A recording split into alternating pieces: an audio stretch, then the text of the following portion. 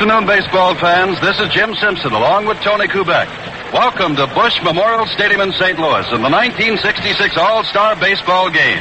Brought to you by Chrysler Corporation, makers of Plymouth, Dodge, Chrysler, Imperial, and Dodge trucks. By Gillette, the people who know men best. By Winston Filter Cigarettes. Winston tastes good like a cigarette should. And by the Brewers of Falstaff Beer, the choicest product of the Brewers' art. Well, this is a brand new stadium here in St. Louis, and this is the site of the 1966 All-Star Baseball Game, and no matter who wins or loses, it will be certain that it will be said it was a hot, hot day. Yesterday, the temperature reached 105 degrees. The temperature today already well above 100. We've tried to reach the Weather Bureau, and the line is busy, but they expect temperatures in St. Louis today between 105 and 108 degrees. Already power has gone off in the city in some sections yesterday. It's expected to go off today, and they're running a little short of water. So no matter what happens on the All-Star field today between the American and National League, everybody will remember this one as the hot one in St. Louis in 1966. This broadcast is authorized under broadcast rights granted by the Commissioner of Baseball solely for the entertainment of our listening audience. And any publication, rebroadcast, or other use of the descriptions and accounts of this game without the express consent of the Commissioner of Baseball is prohibited. Well, on this sunny afternoon, working with us again, as he does all year long, is the former Yankee shortstop Tony Kubek. And Tony, the 1966 All-Star Game is just moments away. Right, Jim. Thank you very much. And here quickly is a rundown of the starting lineups for the American League, leading off of the Detroit Tigers at shortstop Dick McAuliffe. In center field, also from the Detroit Ball Club, Al Kaline in center field. In left field of the Baltimore Orioles, Frank Robinson. In right field, Tony Oliva of the Minnesota Twins. Brooks Robinson batting fifth and playing third base also of the Baltimore Orioles. And the rookie George Scott at first base from the Boston Red Sox. Catching for the American League is Bill Freehan of the Detroit Tigers. At second base, batting eighth, Bobby Knopf of the California Angels. And pitching from the Detroit Tigers, Dennis McLain. For the National League, leading off, Willie Mays in center field of the San Francisco Giants. In right field, Roberto Clemente, the Pittsburgh Pirates. In left field, Henry Aaron of the Atlanta Braves, batting third. At first base, Willie McCovey, San Francisco Giants. At third base, Ron Santo of the Chicago Cubs, batting fifth. The catcher, Joe Torre of the Atlanta Braves, batting sixth. At second base, a replacement for the injured Joe Morgan from the Houston Ball Club, Jim Lefevre, a switch hitter of the Los Angeles Dodgers, batting seventh at second base. From the Cincinnati Redlegs, Leo Cardenas at shortstop, batting eighth. And the pitcher, we all know him, Sandy Koufax of the Los Angeles Dodgers. All right, Tony, and in a moment, Stan Musial, who has participated in 24 All-Star games, will introduce this year's All-Star squads. The prospect of two fine pennant races this year is causing the turnstiles at Major League Baseball parks to swing at a record rate. Latest figures show attendance in both the National and American Leagues is running well ahead of last year. And an all-time high of 22.5 million paying fans established a new high for the Major Leagues. Through July the 4th, both leagues showed attendance gains of about 20%. So they're headed for another record total game. One more word here on this hot, hot afternoon about the heat. The umpires are lined up this way. Al Barlick of the National League is behind home plate. At first base, Frank Umont of the American League. At second base, Ed Vargo of the National League. At third base, Jim Honocek of the American League. In right field down the line, Bob Engel of the National League. In left field down the line, Jerry Neudecker of the American League. But because of the heat, at the end of five, they will switch. Al Barlick will go from behind the plate to third base. Jim Honocek will come from third in behind home plate. Ed Vargo will go from second to first, and Frank Umont will go from first to second. That is in deference to the heat. Being escorted to the mound now is Miss Jane Morgan, along with Stan the Man Musial. And, of course, it is Mr. Musial of St. Louis, even now vice president of the Cardinal Ball Club, that is getting the big hand. And Stan will introduce the entire squads before Miss Jane Morgan will come onto the field to sing the national anthem.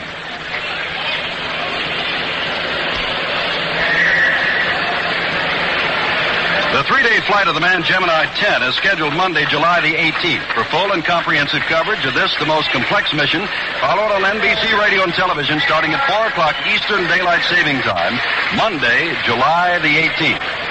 Down to our left, in their road uniforms, the All-Star squad of the American League making its way out to the third base line. And now Stan Musial calls the National Leaguers out. And they'll be coming from the first base dugout. And, of course, being a National League park, you will hear perhaps a greater amount of applause for them. The National League has won 14 of the last 19 All-Star games. They have won 7 of the last 8. And when they won last year, 6-5, that put them ahead of the American League, 18 games to 17 with one tie. The National League has finally overtaken the American League, and Sam Mealy, the manager of the American League, has said here in St. Louis, he will go with everyone, except, of course, his pitchers, and by law he cannot more than 3 innings, that it takes to win. He is not going to substitute for the sake of getting men into the ball game. He'll go with what he considers to be his best lineup. Earlier today, Tony Kubek talked with manager Hank Bauer. And, of course, manager Hank Bauer manages the Baltimore Orioles, who are now 8 games on top in the American League. And this is what Tony and Hank talked about. Hank, you presently have an 8-game lead over the rest of the American League, and people are calling you a push-button manager. How does that make you feel? Well, I don't know what they mean by push-button manager, Tony. I never played for one of them fellas, you know. He just looked at you and said, hey, you go play. And that's just about what I've been doing. I put F. Robinson number 3 and B. Robinson number 4, and if there's a right-hand pitcher, I put Powell 5th. I put Aparicio leading off, and then I fill in the rest of it. And so far, we've been very fortunate with my good pen. Henry, they said that your pitching would not be strong enough down through the year, and I know you're getting some good years from people like Steve Barber, who was at the All-Star game today. Good relief work from the bullpen. Is your pitching going to last the rest of the year? Well, Tony, we've got it set up where we think we've got good pitching. For one reason, I go 6 or 7 innings with my starter, and if they're good, then I go to Stu Miller and Eddie Fisher. And I know a lot of people say that I go to the bullpen pretty quick, and I think I've got a reason to when I got Stu Miller and Eddie Fisher sitting out there.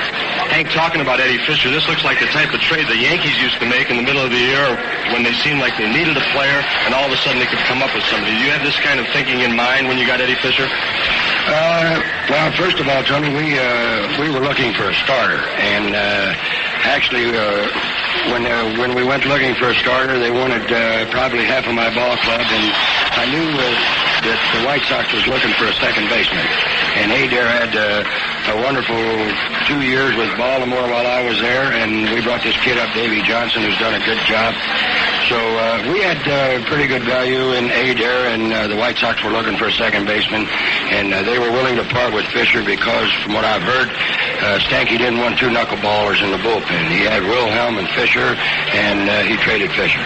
Hank, talking about a Yankee-type trade with the Eddie Fisher-Adair trade, let me ask you this. What's happening to the Yankees? You played for them in their successful years, as I did, and now you're playing against them, managing against them. What is the difference in this ball club? Well, I think all year, Tony, they've had pretty good pitching. I think it's just lack of consistent hitting.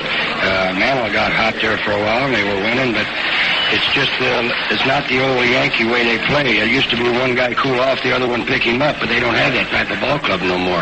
And I think this is the reason why Baltimore's been a little successful, is that maybe Frank or Brooks goes into a rut and Powell hits, and we've always got one guy in the lineup that's pretty hot. Hank, you're talking about the power of the Yankees in the past and the power of the Baltimore Orioles presently with Bauer, Brooks Robinson, Blefary, with Powell rather, the Robinson boys. Let me ask you this. What about the inner defense? I know this is so important. How about the Aparicios, the people that don't get the credit due to them? And, of course, second baseman Brooks Robinson at third base. How about the defense? Well, Tony, I think little Louie today is having one of his best years, I'd say, in the last 5 or 6 years. He's playing real good shortstop. He's hitting about 250. He's getting on base for guys like Frank and Brooks. And as I said, he's having a good year. Davey Johnson, to me, is going to be one of the best second basemen in baseball. Right at the present, I think he's got a lot to learn. He's got good speed. He's got a lot of range. But as I said, he's inexperienced, and I think will make a real good second baseman. Now you're talking about defense. I've got a little center fielder that, well, he doesn't hit him very much, but he can catch anything that goes up in the air, and that's Paul Blair.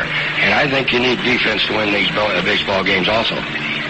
Hank, let's talk a little bit about today's game. In fact, let's project a little bit farther than that. With your 8 game, Lee, let's talk about next year's All-Star game a little bit. You may be the manager in that ball game. I hope you're right, Tony. I don't know too much about these All-Star games. I played in 3 and I coached in 1, but I think a ball game like this is up for grabs for anybody. Everybody thinks that the National League is so much superior to the American League, and I disagree with them for one reason, Tony. They play with a round bat and a round ball in both leagues. Hank Bauer, thank you so much. Continued success the rest of the year, and we hope to see you next year in the All-Star game managing this ball club. Thank you very much, Tony. In St. Louis, the starting lineups are now being given. We'll run down them again for you in just a moment. But right now, we'll be back with more pregame color on the 1966 All-Star Baseball game right after this message from Plymouth.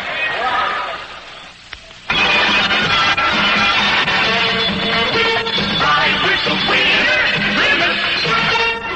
Ride with the winner now.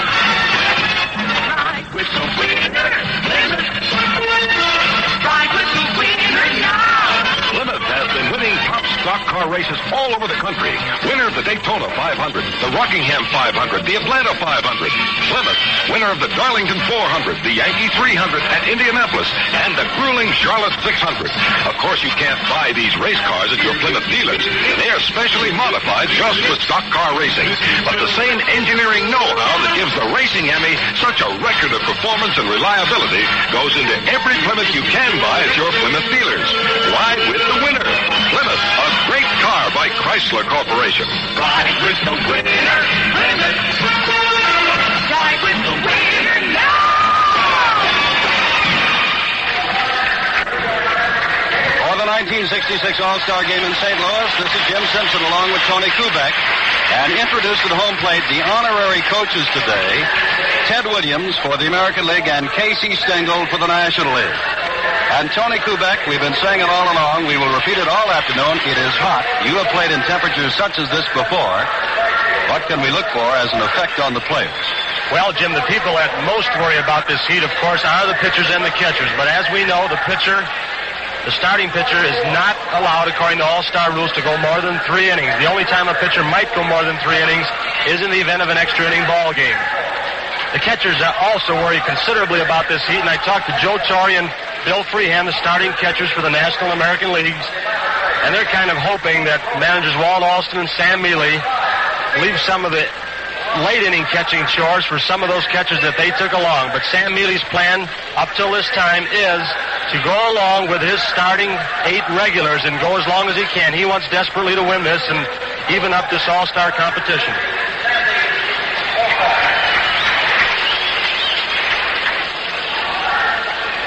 All right, Tony, let us now set the defense for you. The National League, of course, is the home team here at a brand new and beautiful stadium in St. Louis.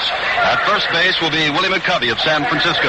Down at second base, Jim Lefevre of the Los Angeles Dodgers. And by the way, Joe Morgan was selected as the starting second baseman, but was hit on the knee in batting practice by a batted ball and could not play. However, we noticed in the All-Star introductions by Stan Musial, Joe Morgan was here in civilian clothes and was introduced. But Lefevre of the Dodgers is at second. Leo Cardenas of the Cincinnati Reds is at shortstop. Ron Santo, who was actually hit in the face by a pitched ball and suffered a fractured cheekbone some weeks ago, has recovered and is hitting well and is at third base. In left field, Hank Aaron. In center field, Willie Mays. In right field, Roberto Clemente. Behind the plate, Joe Torre. And the pitcher, of course, is Sandy Koufax. Now, Koufax has made 3 appearances for the National League, but has only worked a total of 3 innings in his All-Star career. He's won 1 ball game and lost none. And, Tony, I don't believe there are too many that did not know what Sandy Koufax throws, but for those who don't, a rundown on Sandy Koufax. Jim, Sandy Koufax basically is a fastball, curveball pitcher, but it goes much further than that. He's got an overabundance of speed on his fastball, and his curveball just keeps breaking in. A hitter that just doesn't have the time to ever catch up to it. So you'll see guys swinging at his curveball in the dirt and that fastball that'll be up in their eyes with that extra speed and that rising type fastball. All right, Tony, we'll run down the batting lineup for the American League, which will be first up here in just a moment. But now we pause 10 seconds for station identification. This is WGY, WGFM, Schenectady. It's year-end closeout time at Schenectady Plymouth. Stop in and save today at Schenectady Plymouth, your quality award-winning dealer at 1016 State Street in downtown Schenectady.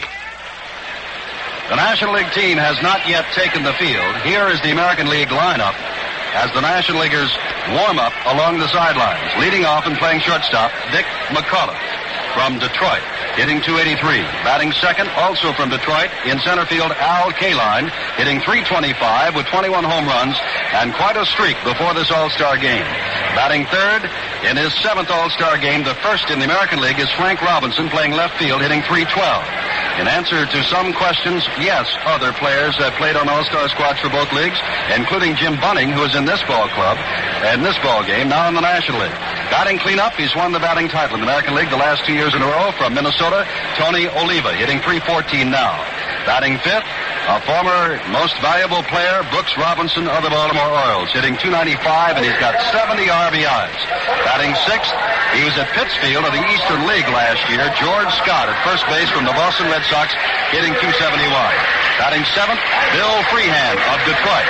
Batting eighth, the catcher, or rather the second baseman, Bobby Knopp of California, and the pitcher will be Danny McLean, batting ninth from Detroit.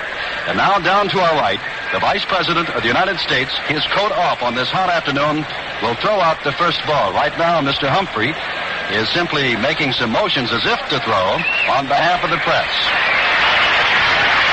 And now the National League squad takes the field. Behind the plate will be Joe Torre as Sandy Koufax walks slowly across the mound. And, Tony, again, a rundown. How long can the pitchers play and how long can the players play according to All-Star rules? According to All-Star rules, as I mentioned before, Jim, the starting pitcher can go only 3 innings.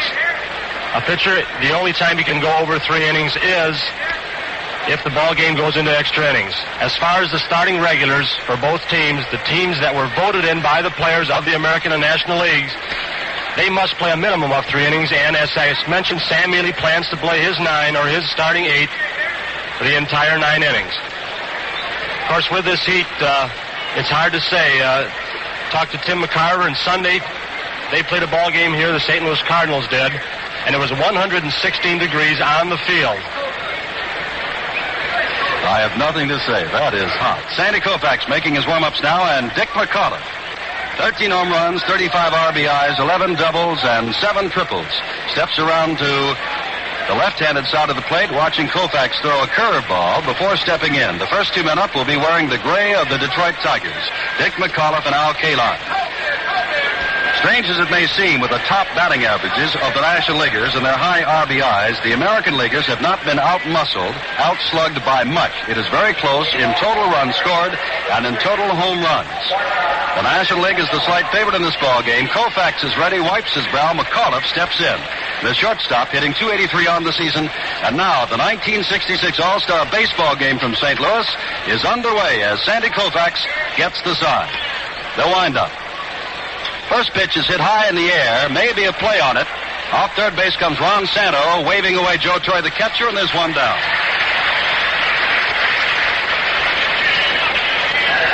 McCullough fouls to Santo, and here is Al Kaline, .325 hitter with those 21 home runs, and this is his 12th All-Star game. Right out of high school into the major leagues, and a veteran All-Star performer. Kaline, of course, in recent weeks has been very hot with the bat, Jim, and in one streak he had 11 home runs in 14 ball games. So he's one of the hottest hitters. Well, of course, you can't say he's one of the hottest hitters. They're all hot. They have to be to make this type of team. Strike one. Koufax took a little off that pitch and caught Kaline at the knees. Now remember, we have a National League umpire, Al Boddick, behind the plate for the first 5 innings, and Jim Honachik, an American League umpire, will be behind the plate for the last 4. The U&R of the crowd as Kaline swings and misses. It's strike 2. You can see we mentioned earlier about Koufax's rising fastball. Well, Kaline right that time swung at a pitch that was up in his eyes. Koufax fastball when he's right takes off. This one is popped high in the air. It may make the stands, but over comes Willie McCovey, giving chase, and has it right at the stands. 2 down. Koufax has 2 of them on foul outs. That will bring up Frank Robinson. National Leaguers have known him for some time. For the American League, this is his first season. He's burning it up, hitting .312, 21 home runs, 56 RBIs, 19 doubles, 5 stolen bases. And the Baltimore Orioles are 8 games on top in the American League race.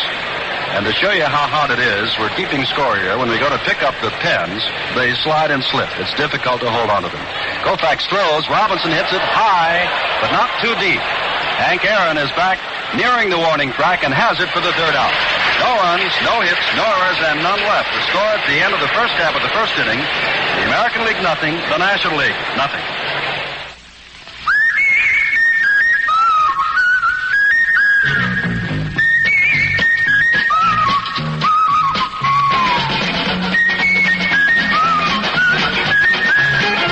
Winston tastes good.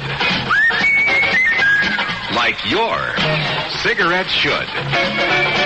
Make your cigarette Winston. When I change to Winston, I change for good. 'Cause I got the taste like I knew I would.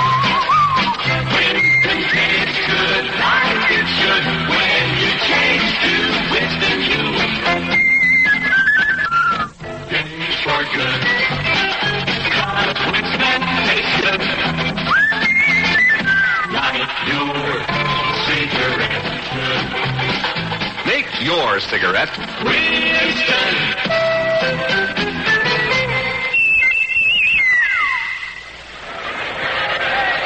This is Tony Kubek along with Jim Simpson coming to you from St. Louis' new ballpark, Memorial Stadium. And to give you a brief rundown on this ballpark, it's completely encircled. The dimensions down both lines are 330 feet. Dead center field is 414 feet. The power slots right and left center field, 386 feet. The playing surface is very hard. It's been sun-baked for the past few weeks. The ball goes through the infield very quickly. The ball does carry fairly well in this ballpark. All right, stepping in for the National League, Tony, in the bottom of the first with no scores, Willie Mays, leading off and playing center field. And for those of you who may say, hey, wait a minute, why is he leading off? Walt Alston said, I did it in 1960. He got 4 hits, and I want as much speed as I can at the top of the batting order. So Willie Mays will lead it off, 277 on the year, facing Denny McLain, the Detroit right-hander, making his first All-Star appearance. And Denny took something off his curveball on that one, a slow curve, and Mays was out in front of it, strike 1. McLain has never appeared in an All-Star game before. He's only 22. His father-in-law is Lou Boudreau, who today is seeing McLain pitch in the majors for the first time. He's here in St. Louis. McLain throws fastball this time, catching the outside corner, and it is quickly strike 2 to Mays. Sandy Koufax retired the side in the top of this inning on 5 pitches. And the number 1 hitters for both of these teams didn't waste any time. McAuliffe, of course, popped the ball up, and Mays had a vicious cut at a slow curveball from Dennis McLain. McLain throws inside with the fastball this time. It is 1-2. And that is the first ball thrown by either pitcher that is missed being in the strike zone. Mays will be followed by Roberto Clemente of Pittsburgh and Hank Aaron of Atlanta. 1-2 pitch for McLain. He got him looking on the outside corner. Looked like a hard slider, but Mays is out. It'll be interesting to see if McLain pitches the same type of pattern he has in the games we've seen him previously this year. It takes him a few innings before he really gains his control. He's a hard thrower, has a good fastball, and Charlie Dressen taught him the slow curveball, and this makes his fastball that much more effective. Here is Roberto Clemente of Pittsburgh, 328 on the year, 13 home runs, 56 RBIs. This is Roberto's 7th game. He has won the batting championship a couple of times here in the National League. We are in the bottom of the first. There's no score in this 1966 All-Star baseball game. 1 down in the bottom of the inning. McLain's pitch is a fastball right down the middle. Clemente taking all the way. It's strike 1. The infield is playing McLean about straight away. McAuliffe, the shortstop, is playing him up the middle. And Knott, the second baseman for the American League, shading him slightly toward right field. Hit into center field. Al Kaline stops, now starts in, and is there and has it for the second out. That will bring up Hank Aaron, hitting .289, 26 home runs, and 67 RBIs. His 11th All-Star game. The defense, George Scott is down at first from Boston. Bobby Knopf of California is at second. Dick McAuliffe of Detroit is at short. Brooks Robinson of Baltimore is at third. Frank Robinson of Baltimore is in left field. Al Kaline of Detroit in center. Tony Oliva of Minnesota is over in right. Bill Freehan, your catcher from Detroit. And McLean from Detroit, the pitcher. 2 down, bottom of the first, no score. McLean's first pitch, curveball. Same first pitch he gave to Willie Mays. Over, strike one. You talk about setting defenses, Jim. The most difficult thing in All-Star or World Series play is setting up a defense and a pattern of pitching. There's a strike, slider on the outside corner to Aaron. The most difficult thing when you haven't seen a player all year long is to establish a pitching pattern for your pitcher so that you can play your infield strategically. Play them where that good hitter is going to hit the ball most often. This becomes difficult when you see these players so infrequently. The 2-strike pitch bounces in the dirt alongside of the plate. Bill Freehan drops off to his right and keeps the ball in play. For those of you who may have just joined us, may we again remind you that the temperature today is expected to reach 108 degrees. 1-2 the count to Aaron. 2 down, bottom of the first, no score. Another curveball. This one hangs high, and it's 2-2 to Aaron. Willie McCovey is on deck.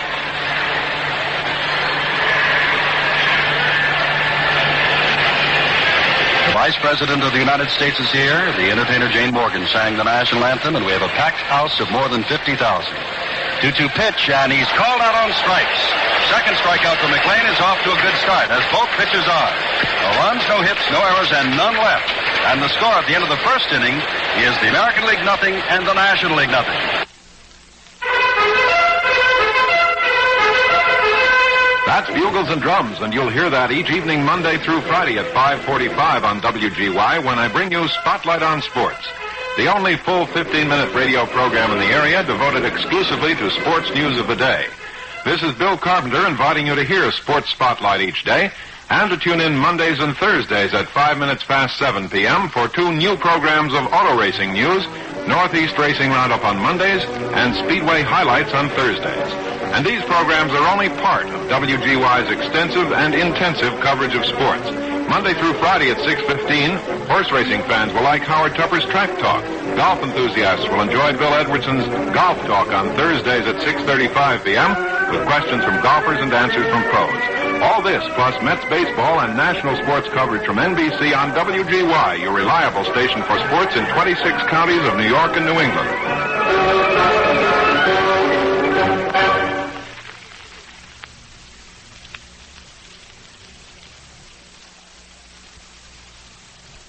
We said it's expected to get up to 108.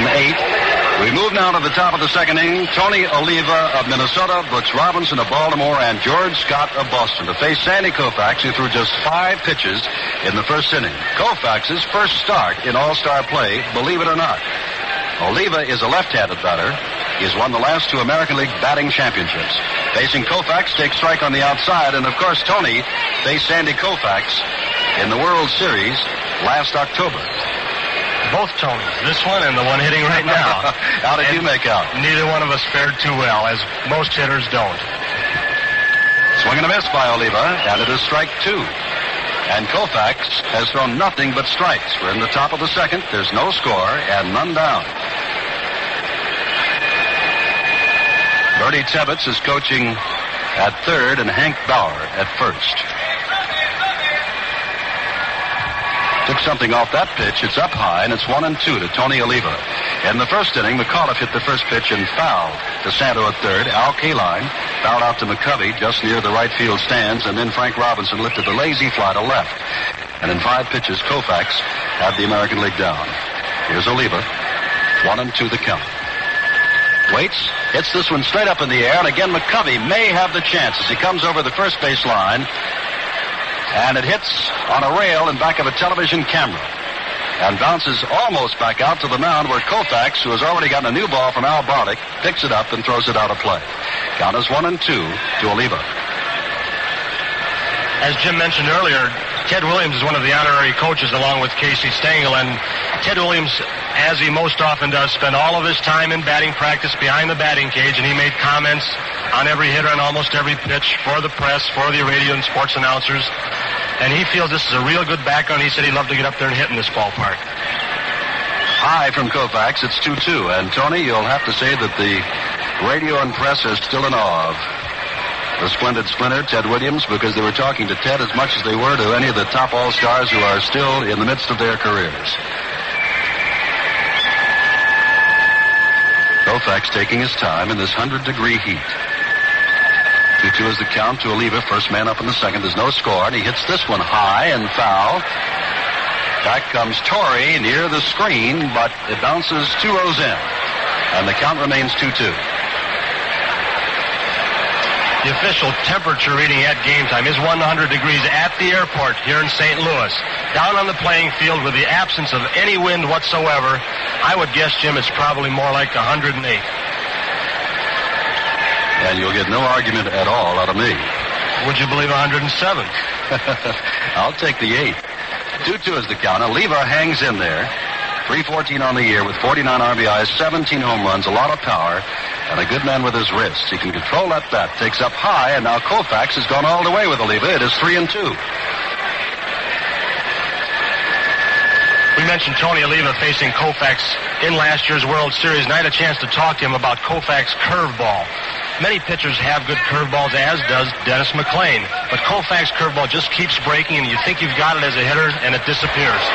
Line drive to center field. Willie Mays started back and now takes it with that patented basket catch, shoulder high, and there's one down. Oliva lines to Mays, and that will bring up Brooks Robinson.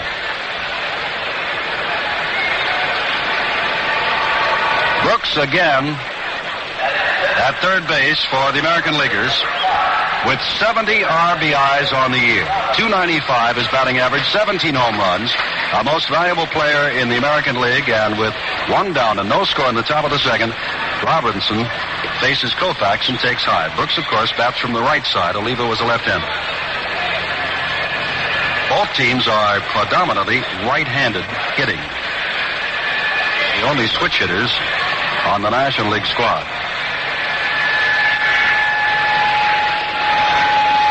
Koufax waits. High, a change-up, got way away from him and brought a new from the crowd as Torrey had to straighten up and reach up for the pitch. It's ball 2. That's one of the rare off-speed pitches you'll see Koufax throw. He's basically, as we mentioned, fastball, hard curveball. He took something off this pitch. There's a line drive to left field. Coming in quickly is Aaron, and it gets by him as he tries for the shoestring catch. Rolling to the wall. Robinson is around first, around second. He'll go for third. Here's the throw from Aaron into third to the cutoff man. And it is a 3-base hit for Brooks Robinson. Aaron tried for the shoestring catch. The ball tipped his glove. It would have been a great catch had he made it, but the ball went all the way through and rolled to the wall. And Robinson is on third with a triple, and that will bring up George Scott, the first baseman from Boston, who just a year ago, Tony, was in the Eastern League playing for Pittsfield, and here he is in the All Star Game with a chance to drive in the first run of the ball game. And in just 3 short months, Jim, he already has the American League pitchers in awe. They talk about the ball he hit in Yankee Stadium, the ball he hit in the Baltimore ballpark. He can hit him a long way. Koufax gives him the fastball, but it's up high, ball 1. Brooks Robinson is at third with the potential first run of this ball game. There's no score. We're in the top of the second. One man out. Oliva lined to Mays to lead off the inning. Scott, a right-handed batter, takes inside and low from Koufax.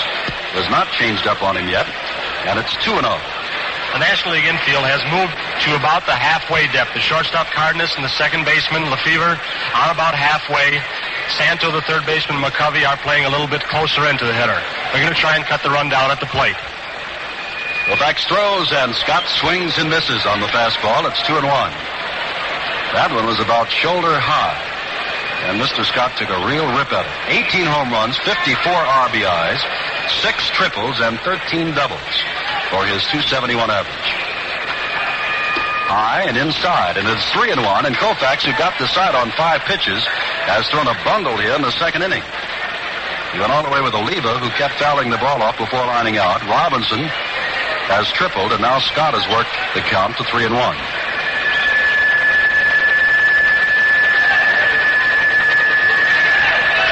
The Dodgers left-hander has the sign and throws, and strike 2. Scott was swinging on the 3-1 pitch and took a good cut, but missed it, and it's 3-2.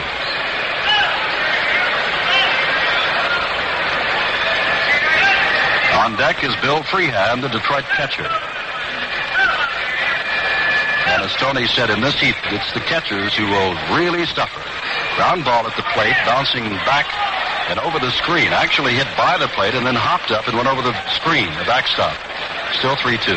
Hank Bauer, the first base coach, yelled into Scott to try and cut down his swing off Koufax. Scott, of course, is a hard swinger. He has that long home run type swing, and Bauer walked halfway up the line and alerted him to the fact that Koufax does throw hard, as everyone well knows, and he's trying to get him to punch that ball and hit it somewhere to score this run.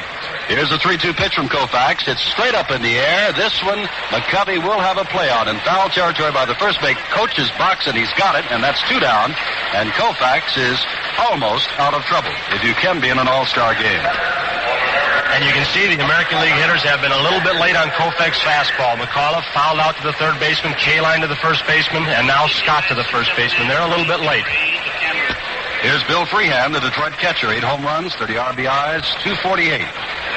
His batting average in the regular American League season, now with 2 down, and Brooks Robinson still perched at third base. No score. Top of the second inning.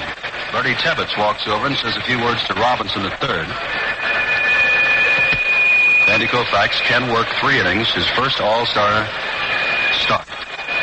Just then Jim Lefevre shifted to his left on Freehand, and there's a wild pitch. Gets over the head of Torrey, comes back, and Robinson scores. And the pitch actually was a breaking ball that did absolutely nothing. It was high and over Torrey's head, and Torrey leaped up into the air. The ball bounced off his glove, but he had no chance, and it scored as a wild pitch. Well, Sandy almost cut loose with one of those, you'll recall, Tony, a little while ago. It brought the ooze from the crowd. Another breaking pitch. It was way up high. And this time, Torrey, who is no small man, well over 6 feet, leaped up and leaped for the ball, and it went over his outstretched glove. Just ticked it. Rolled to the screen, and Robinson scored, and the American League is in front, 1-0. The count is 1 ball to Freehand, who fouls this one to the screen, and it's 1-1. On the triple by Robinson, it appeared that Henry Aaron did not get a real good jump. The ball was hit well on the line. Aaron hesitated just somewhat, tried to come in and make a shoestring catch, and of course the ball got by him. I think, Jim, that with this shirt sleeve crowd, predominantly white shirts, the ball may be a little bit difficult to pick up off the bat for the defensive team. There's a line drive to right. Clementi's coming over and takes it on a basket catch for the third out. 1 run on 1 hit. No errors and none left. And at the end of an inning and a half, the score, the American League 1, the National League, nothing. Say, have you ever been spoiled? I mean really spoiled. By something that's so good you just can't go back to the way things were before. Well, if you have, you know what a great feeling it is. But if you haven't, you're going to get a chance to find out what it's like as early as tomorrow morning. You know how? By shaving with the Gillette Super Stainless Blade, also known as the Spoiler. The Spoiler isn't just a new razor blade, it's a whole new standard of shaving. The Gillette Super Stainless has a miracle plastic coating baked onto the edge, a coating invented and patented by Gillette. When you shave with this new blade, you can actually feel how much less pool there is. And that's when you'll become spoiled, so completely spoiled that you'll never go back to your old way of shaving, no matter how much you liked it before. So after the game, why don't you go out and get yourself the Spoiler, the Gillette Super Stainless Blade. You might as well get started getting spoiled right away.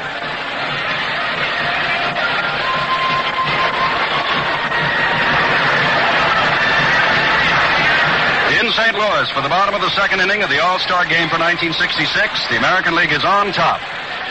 On a triple by Brooks Robinson that skipped by Hank Aaron and a wild pitch by Sandy Koufax. Denny McLean, here in the bottom of the second, will face Willie McCovey, Ron Santo, and Joe Torre. And McLean got Mays and Aaron, 2 of the game's best hitters, looking on third strikes in the first inning. The third man, Clementi, flied to center. First pitch, McCovey made a move toward the ball, but it was outside. The scoreboard is yet to show a ball or a strike. We did not see Albolic go up with the right hand, so we'll call it outside. There's a foul back. There's strike one. That is up, but as yet, Tony, it only says strike one. Jim, thus far, all we've talked about is Koufax, good fastball and good curve. Well, this fella on the mound for the American League, Dennis McLain, also is one of the hardest throwers in baseball. Here's the pitch, and now that one is low, and the scoreboard is now up to snuff. It is 2-1 on Willie McCovey. 296 on the year, 17 home runs, including a couple in a game against Cincinnati Saturday, carried by NBC Television. 49 RBIs. 1 run on 1 hit, no errors for the American League, 0-0 and 0 for the National League, and this one is hit sky high in the air. Brooks Robinson, standing on the grass, has it for the first out. McCovey pops to Robinson at third. Here is Ron Santo. And when you start talking about intestinal fortitude, give a lot of credit to Mr. Santo, the Chicago Cubs. Fractured cheekbone in a long hitting streak, sent to the hospital, but back in a little more than a week with the Chicago Cubs, and he picked right up where he left off, hitting .311, 18 home runs, 40 RBIs. This is Ron's fourth game. The Cubs, third baseman. When Stan Musial introduced the National League All Star team, the biggest hands went, of course, to the St. Louis favorites, McCarver and Kurt Flood of this ball club. A very close second was Ron Santo, who lines the ball to Brooks Robinson at the left field line and back at third base, and they're 2 down. Mr. Robinson has done that all his life. He is quite a third baseman. No mistake about that. Right, Jimmy went almost into foul territory for that ball, backhanded it, made the play look easy, as he always does. Here is Joe Torre, the All-Star catcher, 21 home runs, 53 RBIs, hitting .286. This is his fourth game. And Joe this year has also played a little first base, but he's been selected as the All-Star catcher. 2 down in the bottom of the second inning as Torre takes a strike on the inside corner around the knees from Denny McLain. The score, the American League 1, the National League nothing.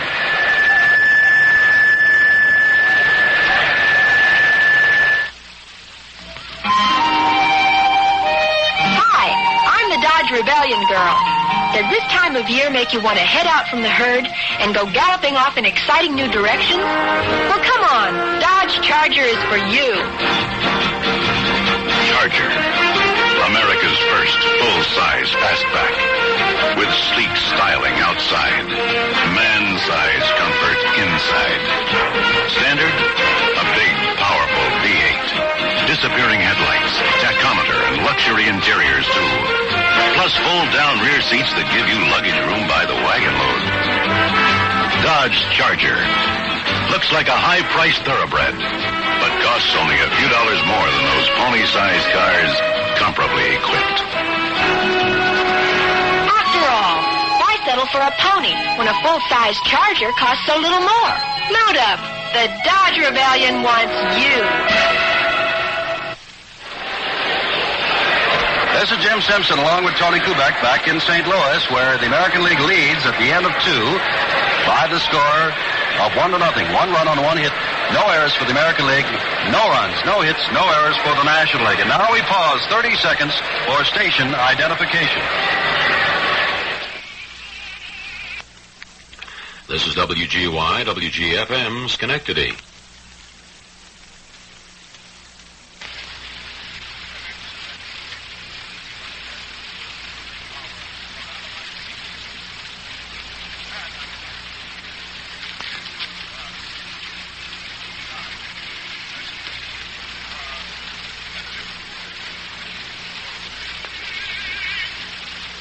It's happened, yes, through the spectacular efforts of every employee at Schenectady Plymouth. The Outstanding Chrysler Corporation Quality Dealer Award is theirs for the 5th time. Only 7 dealerships out of the entire region will receive this award this year. This proves that the trying harder people at Schenectady Plymouth are offering the best in quality selection, used car warranty, and service. Why not stop in and see for yourself? That's Schenectady Plymouth, 1016 State Street in Schenectady. Hit down to Santo, who charges at third, throws to McCovey at first, and there's 1 down.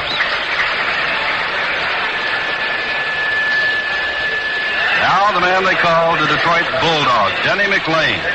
He's pitched 149 innings this year, 3.08 average, struck out 104, walked 59. He's had 2 one-hit ball games and 2 two-hit ball games, and right now he has the National Leaguers hitless. He's retired 6 in a row. At bat with 1 down in the 3rd, and he swings on the first pitch, strike 1. McLean, in looking over the lineup, said before this game, there's nobody that worries me. Not one person, that is. They all do. This one he hits high in the air and will make the stands in back of home plate on the right side. It's 2 strikes to McLean. Dick McAuliffe on deck.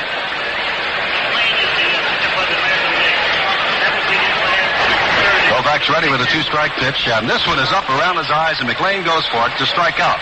And that is the first strikeout for Sandy Koufax. 2 down, here's Dick McAuliffe, the left-handed hitting third baseman, or rather shortstop from Detroit, who fouled DeSanto at third to lead off the first inning. As a matter of fact, he hit the first pitch. In last year's ball game, I think many people will recall McAuliffe hit a home run for the American League. He had a strong first half of the season last year, as he is this year. This one is over McAuliffe's head, and he has to duck and back out of the box. Not a hard pitch from Koufax, but nevertheless right in the vicinity of Dick's head. It's ball 1. It seems as though Koufax, as he did in last fall's World Series, is having difficulty controlling his breaking ball. The wild pitch was a curveball that got away from him, as was this one that went over McAuliffe's head. There's a strike. And we have just received information from the public address announcer that Jim Bunning is warming up to come in for the National League, and Jim Cott for the American League. The pitchers now can only go through 3 innings. It is 1-1 to count to McAuliffe with 2 down here in the 3rd inning. This one is high and inside again. And Koufax again, when he takes something off the pitch, as Tony Kubek said, is having trouble getting it over the plate. 2-1 to McAuliffe.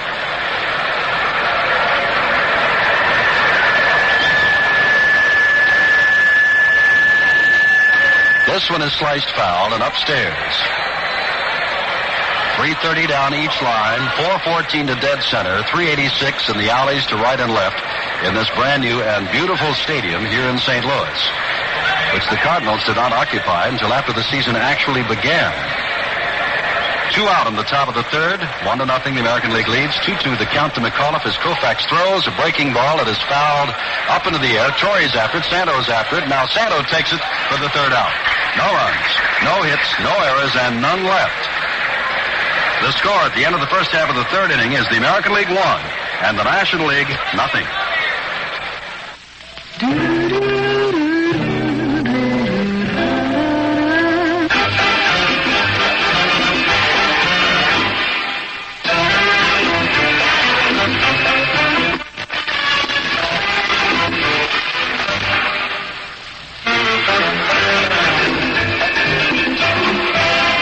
Winston tastes good like your cigarette should.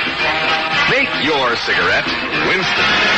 When I changed to Winston, I changed for good, 'cause I got good taste like I knew I would. Winston tastes good like it should. When you change to Winston, you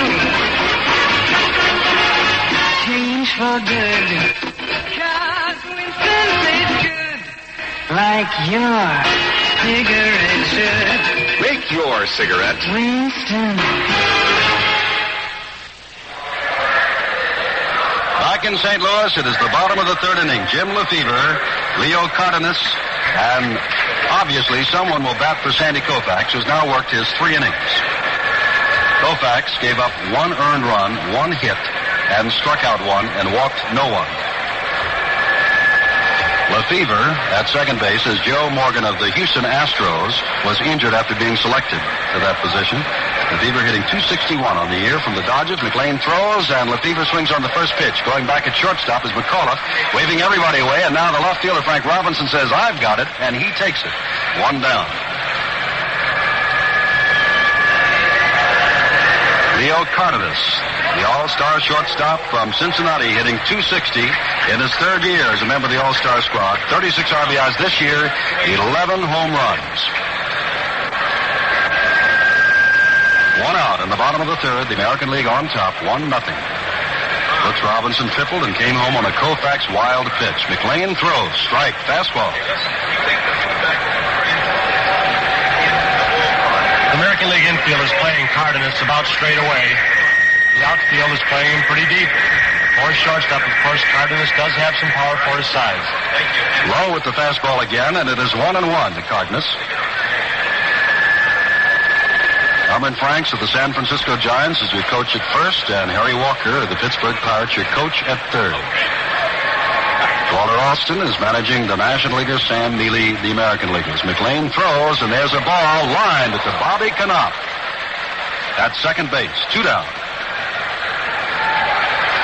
Jim Bobby Knopf started running off the field, apparently thinking there were 2 outs. He'd carry the ball past second base almost to the pitcher's mound, and McAuliffe alerted him, and, well, the hand you hear right there is Curt Flood.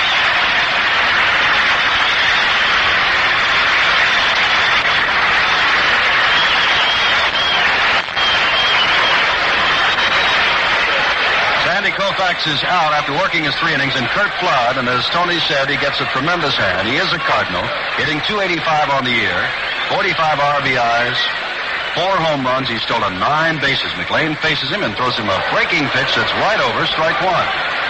McLean is within 1 out of pitching 3 perfect innings in all-star play, and for 22 years old, well, that's quite a thrill.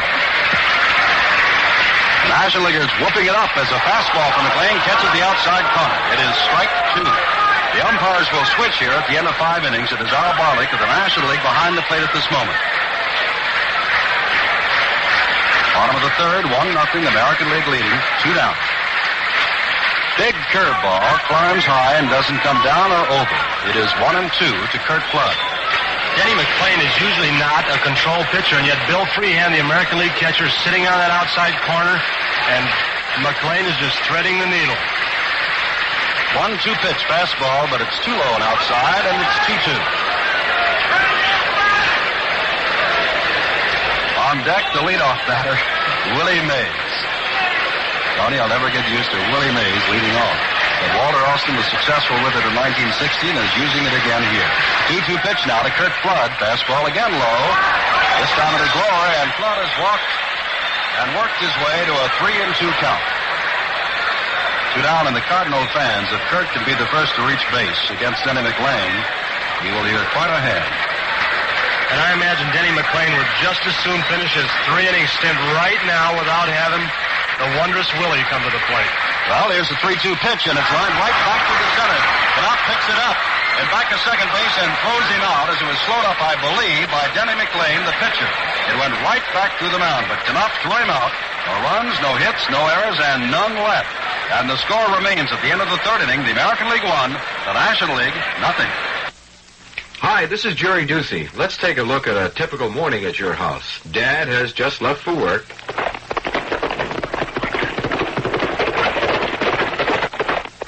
And the lady of the house is just about to settle down the youngest member of the tribe. There's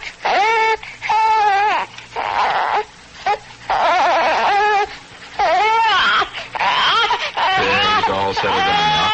Now you've just made very short work of all the breakfast dishes.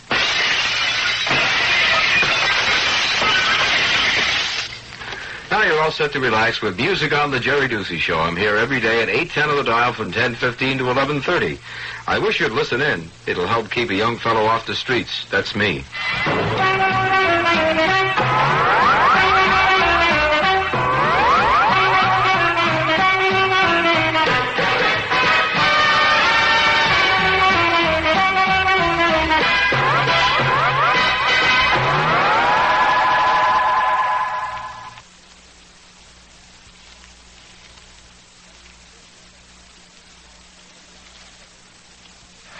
Seeing something happen here at the All Star Game that I have never witnessed, and probably most people have not. A few thousand people have gotten up because of the unbearable heat and are walking back into the shade under the stands.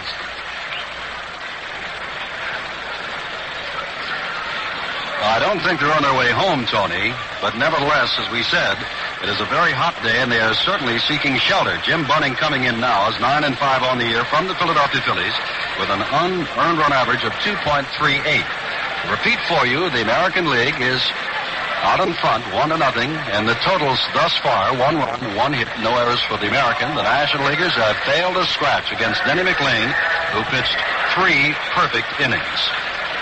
To lead off against Jim Bunning, here is Al Kaline, who fouled to McCovey at first, back in the first inning.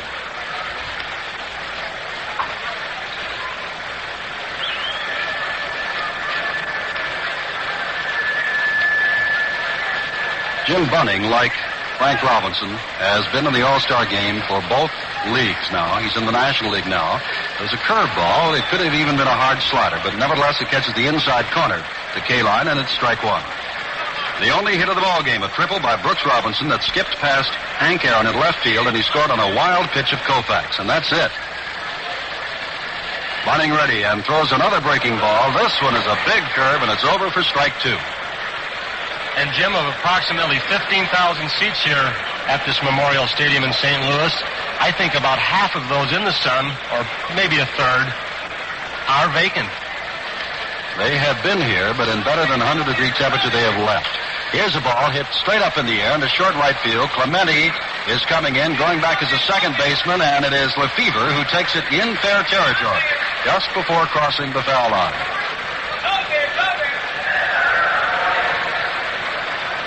Here is Frank Robinson, who flied to left. 1 down in the 4th inning. The All-Star game, and, well, as it's been said, and we will continue to say it because you will read about it tomorrow, and it is a fact, it is very hot in St. Louis, have been well over 100 for a number of days, and they tell us there's no relief in sight. Whoops, curveball almost got away from Bunning, way inside. Robinson turned a shoulder and avoided the pitch. It's ball 1. And a sign on the board in center field reads, Jim Cott warming up for the American League.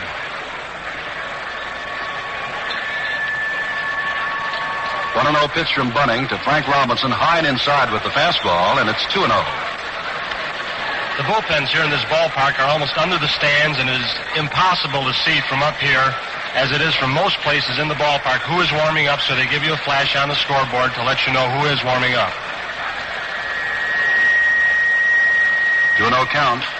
Ball is lined deep, but I believe it'll climb foul into left field seats in the 3rd deck. Foul ball, it's 2-1. Jim, I'd like to have gotten a tape measure out for that one had the ball been fair. That ball carried well over 400 feet, probably close to 450. He hit it real well and just barely curved foul. Well, it's 330 down the foul line, but remember, this got into the upper deck. 2-1. 1 down, 4th inning, American League at bat. They lead 1-0. The 1966 All-Star game as Bunning throws. This one is on the fists of Robinson, and he fouls it off. It's 2-2.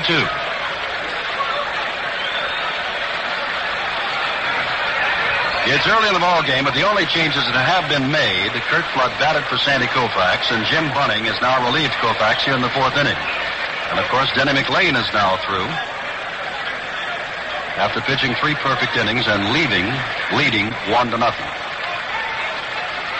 2-2 pitch coming up from Bunning. Big curve. He got him on the inside corner. Strike 3. Robinson is out. I don't think Robbie liked that pitch, Jim. He hesitated at home plate, looked at the plate umpire, and is walking away slowly right now, but I think he thought the ball may have been inside. That is the first strikeout for Jim Bunning and the second for the National League. Here's Tony Oliva, who lined to Willie Mays in center field to lead off the 2nd inning. Minnesota Twins, American League batting champion.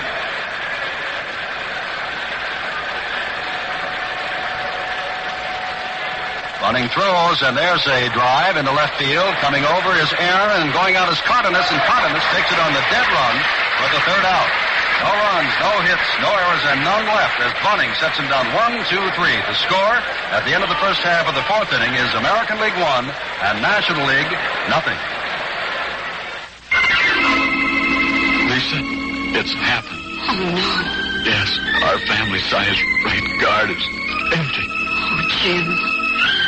We'll buy another together. Gillette Right Guard, the perfect personal family deodorant, because nothing touches you but the spray itself. 2 seconds gives you 24-hour protection. Protection that lasts far longer with regular use. Look, Lisa, our new family-size right guard. Enough to last forever. Well, almost. Now's the time to try new Gillette Foamy Shaving Cream. Gillette packs a mountain of smooth shaving comfort into every can of new Gillette Foamy. You get billows of creamy, rich, whisker-wilting foamy lather that soaks deep down into your beard, keeps it soft and moist right through your shave. Nobody makes a lather like Foamy. So moist, so rich, so creamy. Nobody makes a lather like Gillette.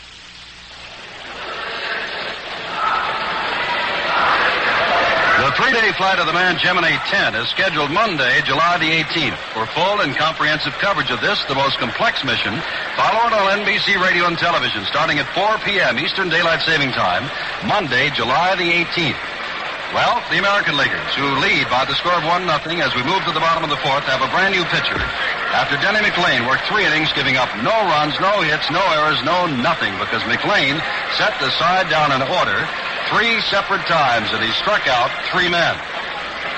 It is Jim Cott of Minnesota, a fine hitting pitcher, and Tony Kubek, what kind of pitcher is Cott? Jim Cott basically, Jim, is a fastball, curveball pitcher. He has to keep his stuff low to be effective. He is not overpowering, throws a sinker ball and the curveball. Well, the National League will move to the top of their batting order. Willie Mays, Roberto Clemente, and Hank Aaron. They trail 1-0. And remember, overall, the National League has won 18 ball games. The American League 17, and there's been 1 tie in all-star play. Here is Willie Mays, who was caught looking on a curveball from Denny McLain back in the first inning. Cott, a left-handed pitcher, gives him a fastball. Inside and low, it is ball 1.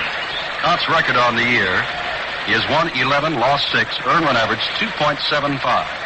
Walked only 24, but struck out 87. There's a line drive, probably fall in for a base hit. The first hit of the National Leaguers, fielded in left field by Frank Robinson. Mays is on with a single.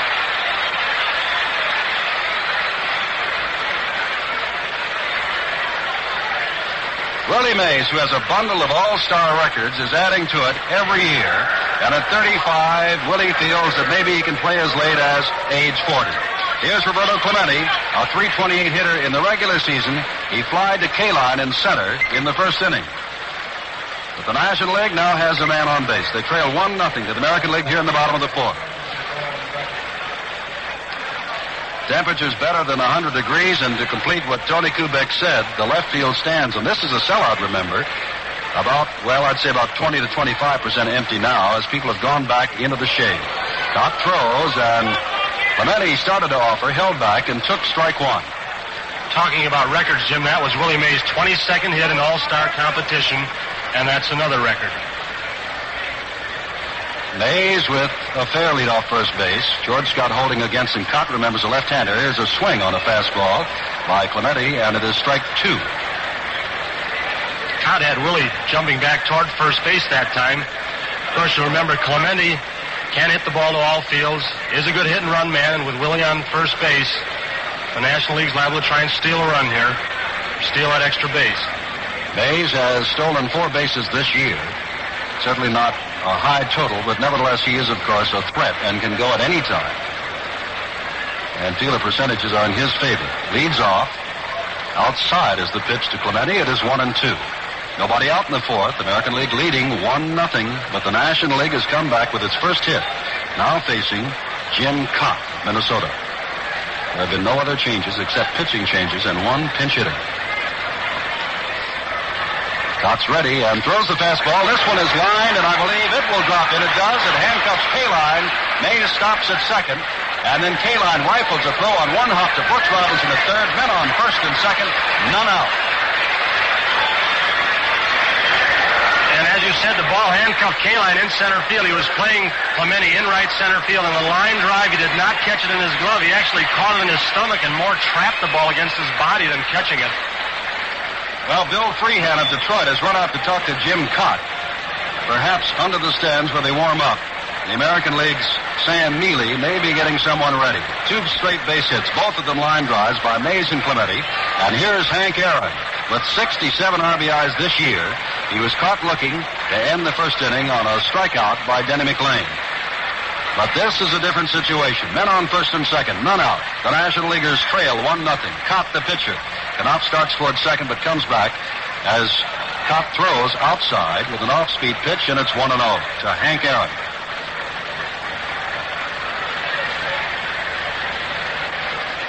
Aaron stepped out for the moment and looked down to Coach Harry Walker, the manager of the Pirates, who is coaching at third base. Cott looks back, throws high to Aaron, and it is 2-0. Now the crowd begins to sense that perhaps Cott isn't going to give Aaron something good and may lose him on pitches. It is 2-0. Conversely, Hank can now begin to look for his pitch with men on base and out in front of the pitcher. The throw by Cott. Hits straight up in the air, and it may come back and even hit us. Nope, it's upstairs. 2-1 to Aaron. It appears that Willie Mays at second base is rattling Jim Cott somewhat because he's taking a real big lead, and Bobby Knopf, the American League second baseman, is jogging around trying to keep Willie close, and I think Cott may be afraid to pitch sometimes with Knopf not in position. Cott taking the long look in to Hank Aaron with a 2-1 count. Sun has mercifully gone behind the clouds for just a moment. Cott throws. Aaron hits it straight in the air. There'll be a play on this one, I believe. Over his free hand, but George Scott of Boston waves him away and takes it for the first out. Mays bluffs toward third. Knopf comes over to second, and Willie is walking slowly back. Scott is holding on the ball and now underhands it to Cott. One down, still men on first and second, and here is Big Willie McCovey, the first baseman of the San Francisco Giants. He popped out to Robinson in the second inning.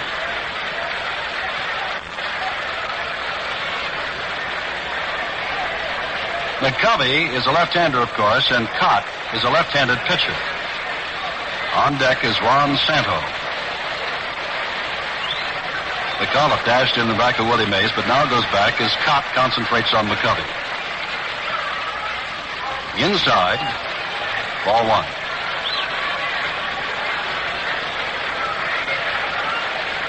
Jim Cott is especially tough on left-handed hitters. He has the type of fastball that sinks, and should he get it up, moves into a right-handed or left-handed hitter rather. Well, the National Leaguers have now out-hit the American Leaguers, but they still trail 1-0 here in the fourth. Pitch and fouled at the plate and rolls off toward the National League dugout, and it's 1-1 to McCovey.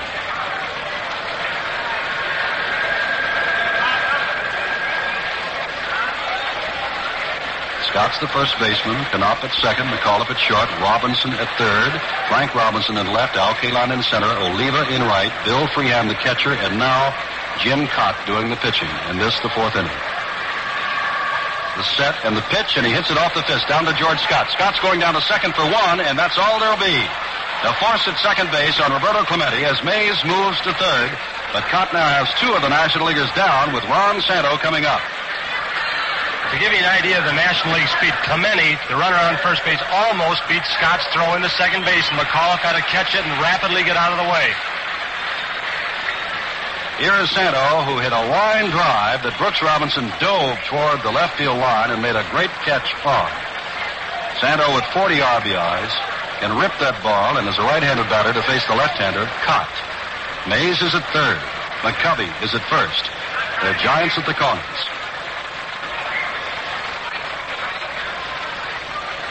Two down in the fourth inning. American League in front, 1-0, although they have been out hit by the National League. Throw by Cott. Off-speed pitch, fails to come in, stays outside. It's ball one. Thus far, the catcher, Bill Freeham of the American League, has set a pretty good pattern of trying to pitch all of these National League hitters outside. He's sitting mostly on that outside corner and trying to get his pitchers to shoot for that target. He wants to stay away from their power. Mays has a good lead down the third base line. As Cott throws, Santo did not believe it was over, but umpire Al Barlick says it is, and it's 1-1. Off-speed pitch at the knees. Robinson keeps moving in from third behind Willie Mays. Mays talking to the coach Harry Walker over there. McCovey staying pretty close to first base for that left-handed pitcher. Two down. 1-1 to count to Santo. Scott's ready and throws, and it's fouled. Look out in the stands on the right side. skips up and is one-handed by a customer who's wearing a pith helmet to ward off this sun, which has now come back out. 1 ball, 2 strikes to Santo. The 4th inning of the 1966 All Star Game. Out with a new ball, looking in for the sign from Bill Freehand, and is ready. 1-2 pitch, change up, outside, it's 2-2.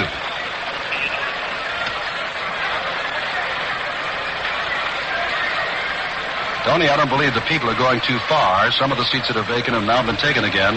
Everyone is fanning themselves. They must go into the stands and simply cool off in this 100-degree plus heat and then come back in. In any event, here's the 2-2 pitch. Grounded. Robinson will have to hustle. At third, cannot make a play. Santo is safe. Mays scores. It's 1-1. McCovey moves to second.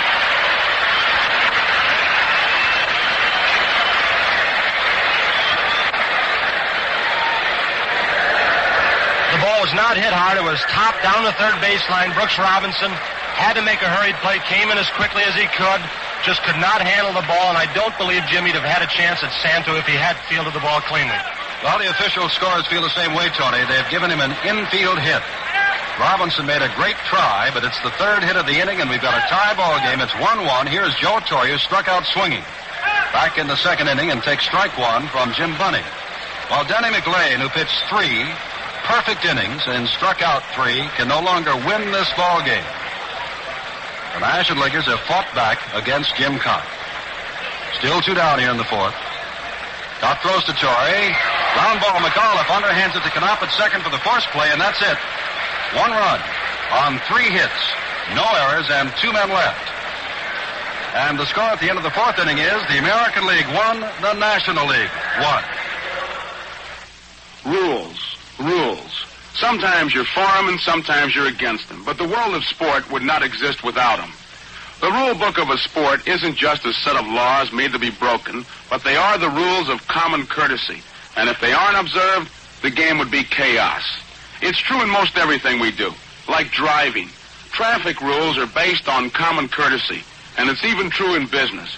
The best businesses are run by the rules of courtesy, like your Chrysler, Plymouth, and Dodge dealer. He calls his rule book customer care. What's that mean? It means when you bring your car in for service, he's nice to you. Every rule of courtesy is observed. Why? Because he wants you to come back. But he doesn't base his business on bedside manner alone. He's got certified service, factory-trained mechanics using genuine Mopar Chrysler parts. Fix only what needs to be fixed. So if you're looking for the best service in the book, see the guys who play by the rules with customer care. Your Chrysler, Plymouth, or Dodge dealer.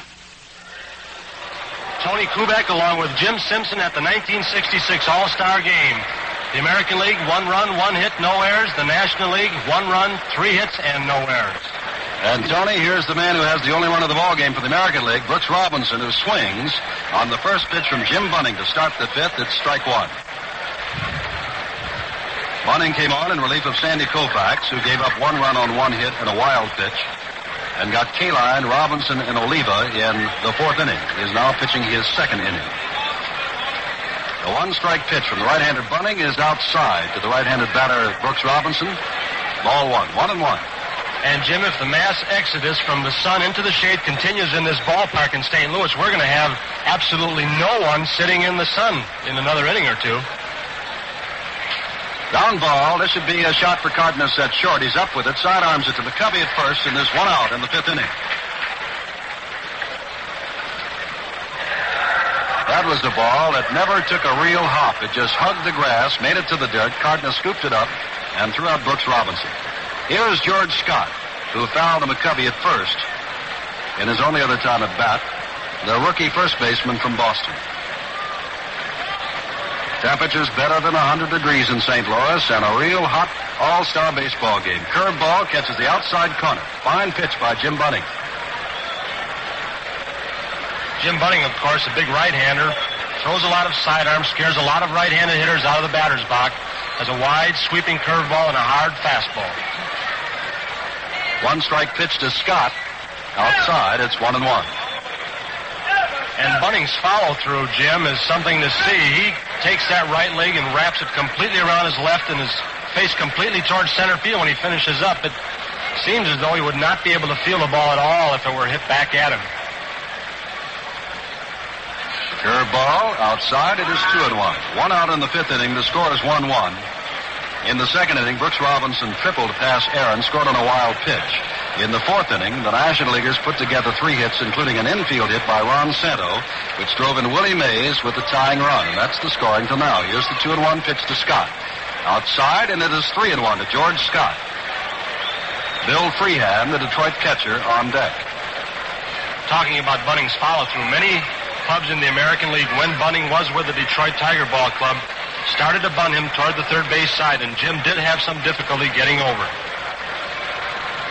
Here's a 3-1 pitch, and Scott is swinging. It's 3-2. By the way, the American League bat boy is Jay Mazone from Baltimore. At age 2.5, he was in a fire and lost both of his hands, but has the use of artificial hands.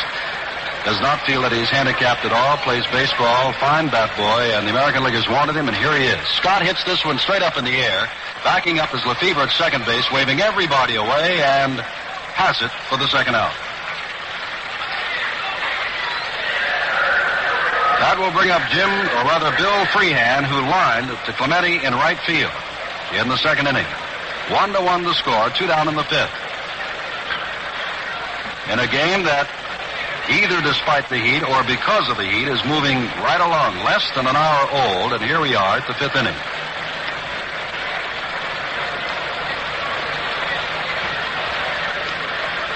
Bunning ready for his first pitch to Freehan. Right-hander against right-hander. Curves him, but it's outside, ball 1. You're listening to the 1966 All-Star Baseball Game exclusively on NBC Radio, and we will bring you the World Series later this year. Bunning ready and throws. This one is down the pike. It's 1-1. And it appeared that Freehan was taking all the way. It's just the fourth inning, and Bill Freehan does not have a dry spot on his body. He's working hard back there. And I imagine he's getting a little tired. Freehan has been a workhorse for Detroit, catching most of its games. Here's a big curve, and Freehan is way out in front of it.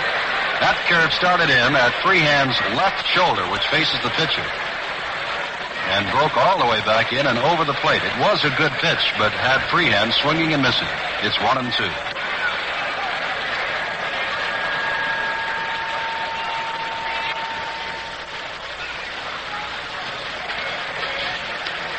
Bunning ready again, fires this one a fastball, which is low and away, and it's 2-2. The crowd at this moment rather quiet in a 1-1 ball game, top of the fifth inning, on a hot afternoon. Many of these ball players have come in private planes. Many have come in private cars. Many have come in by train because of the partial airline strike. Bunning throws. There's a ball that may get through the infield, and does, past Cardenas. And Freehan has the second hit of the ball game for the American League. A single to center. The ball was not hit really hard. It was to Cardenas' left, right up the middle. But we had an idea of how hard this St. Louis infield is. It's been baked, as we mentioned, and the ball just scooted right on by him and went out to center field. Well, with 2 down in the fifth, here's Bobby Knopf, who grounded to Santo at third in the third inning. And to repeat, both managers have gone all the way with their starting lineups, with the exception of the pitchers. We're now in the fifth inning. Bunning throws, and it's fouled to the screen by Knopf, strike 1. Bill Freehan at first with 2 down. Bill Freehan is one of the few catchers in baseball that'll take a chance and try and steal a base. He runs fairly well.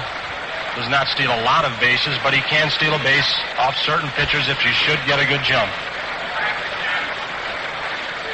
Bobby Knopf, 224 in the regular season, but what a fielder he is, and with a chance now to move that runner, Freehan up, takes the curveball, picks on it, but fouls it into the right field stands. Count is 2 strikes to Knopf, who spells his name K-N-O-O-P. Can generate power. He has hit 11 home runs this year and has knocked in a bundle of runs, 44.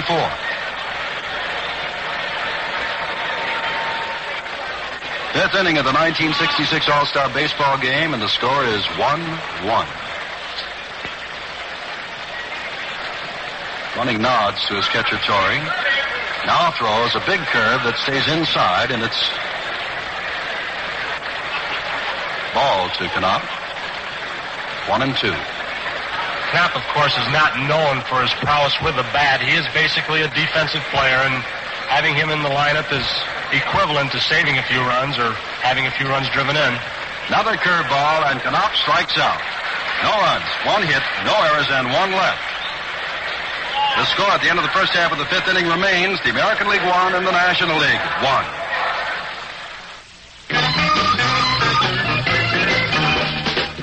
I've just run out. You've just run out? I'm out of cigarettes. Well, try one of mine. Try one of yours? Sure. Try one of mine. Have a Salem. Salem is the menthol cigarette that refreshes your taste for you. Salem is the menthol cigarette all of America's turning to.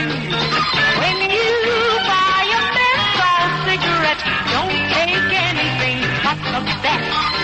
Salem is the menthol cigarette, the one brand that outsells all the rest.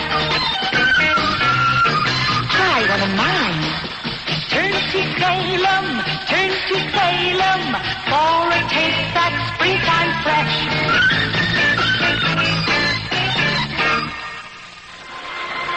We pause 30 seconds for station identification. This is WGY, WGFM, Schenectady. The Carl W. List truckload sale is on with the biggest bargains ever offered in the 38-year history of Carl W. List. Special hours are in effect July 14th only, open until 9 p.m. Don't miss out on these bargains. Here are just a few. GE Disposal, only $27.04. 4,000 BTU GE air conditioners, only $99. And GE full-size wall ovens, only $78.14. Many are one of a kind, so it's first come, first served. Don't miss this Bargain Hunters truckload sale at Carl W. List, 136 Erie Boulevard, Schenectady. Followed by Cardenas, who is on deck. And the question will then become, will they bat for Jim Bunning or allow Bunning, a pretty good hitting pitcher, to bat for himself? There's a drive to left field. Frank Robinson is back near the warning track and has it for the first out. Lefevre flies to left. And here's Leo Cardenas, who lined to the second baseman Knopp in the third inning. And Robbie almost trapped the ball. Sorry, Tony. Excuse me, Jim. Warming up for the National League is Juan Marichal right now, so we may see a pinch hitter for Jim Bunning. He has not as yet entered the batting circle. Leo Cardenas facing Jim Cott, off-speed pitch, which he picks on and skies it high and foul. And George Scott's at first, chasing it, and has it for the second out. Now with two down, we will see what the National League manager, Walt Alston of the Dodgers, will do. No one has yet made an appearance in the on-deck circle. Marichal is warming up. And while we wait, some fans still think of the professional baseball player as Ring Lardner. Used to picture him a few decades ago. Actually, the average major leaguer today is an intelligent, well-educated young man. More than 50% of the major leaguers have a college education. Many players continue their schooling while following a professional career at the same time on scholarships provided by their original baseball contract. Well, from the Philadelphia Phillies, Richie Allen has been called on to hit for Jim Bunning. We'll give you Bunning's pitching record in a moment. Allen hitting .322, 58 RBIs, 21 home runs. A right-handed batter to face Jim Cott takes a strike. Allen has played a lot of infield, and this year, almost exclusively outfield for the Philadelphia Phillies.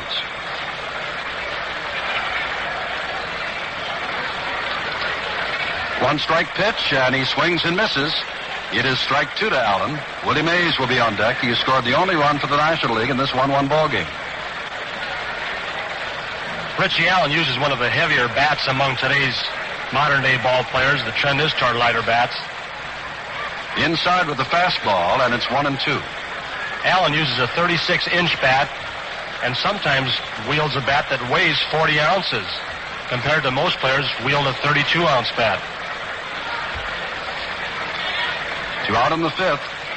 Con is ready and strikes out Richie Allen to end the inning. No runs, no hits, no errors, and none left. The score at the end of the 5th inning is the American League 1 and the National League 1.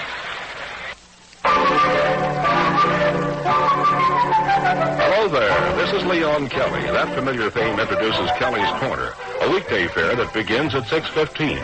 Along with fine dinner music and rare stories of the odd, strange, and curious, we have special features. When it comes to racing, we have just about all the bases covered.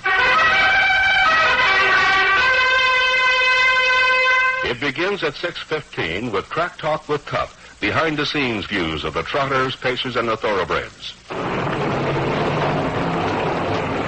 Mondays and Thursdays at 7:05, Bill Carpenter covers the stock car racing results from 14 tracks. This is NBC News. At 7, a summary of the news from NBC.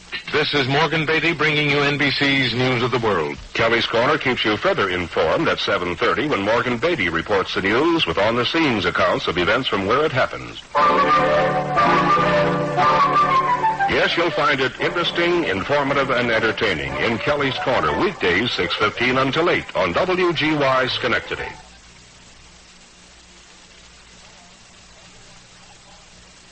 The score, 1-1, a tie ball game here in the first of the 6th inning. For the American League, 2 hits, no errors, 1 run. National League, 1 run, 3 hits, and no errors. And Tony, as Marichal moves in, Juan, the man with the big kick. In the on-deck circle is Harmon Killebrew.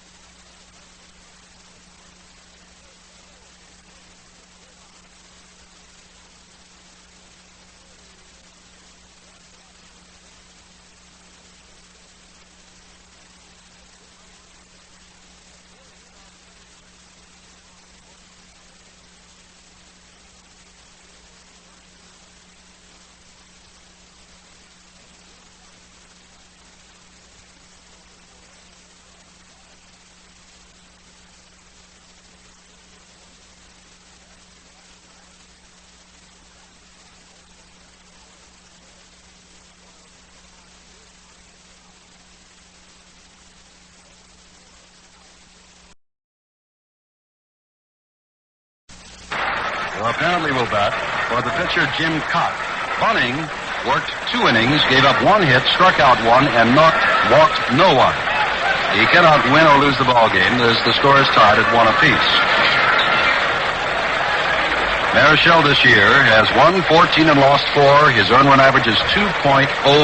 Harmon Killebrew this year is hitting .264, but he has 17 home runs and 48 RBIs.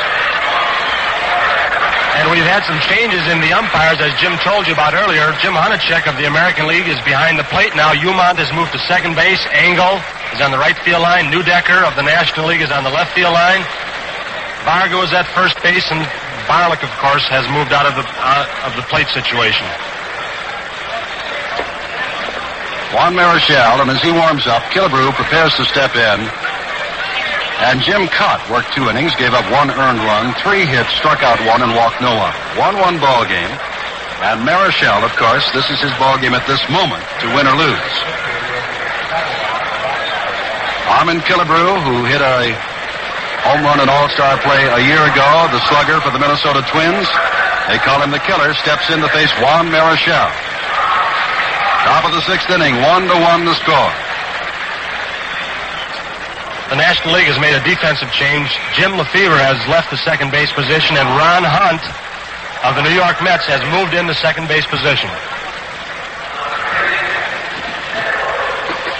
The announcement for Harmon Killebrew, who now steps into the box to face Juan Marichal. Marichal's first pitch after that big kick is outside, and it's ball one. And now we understand that Mel Stottlemyre, the New York Yankees, is warming up for the American League.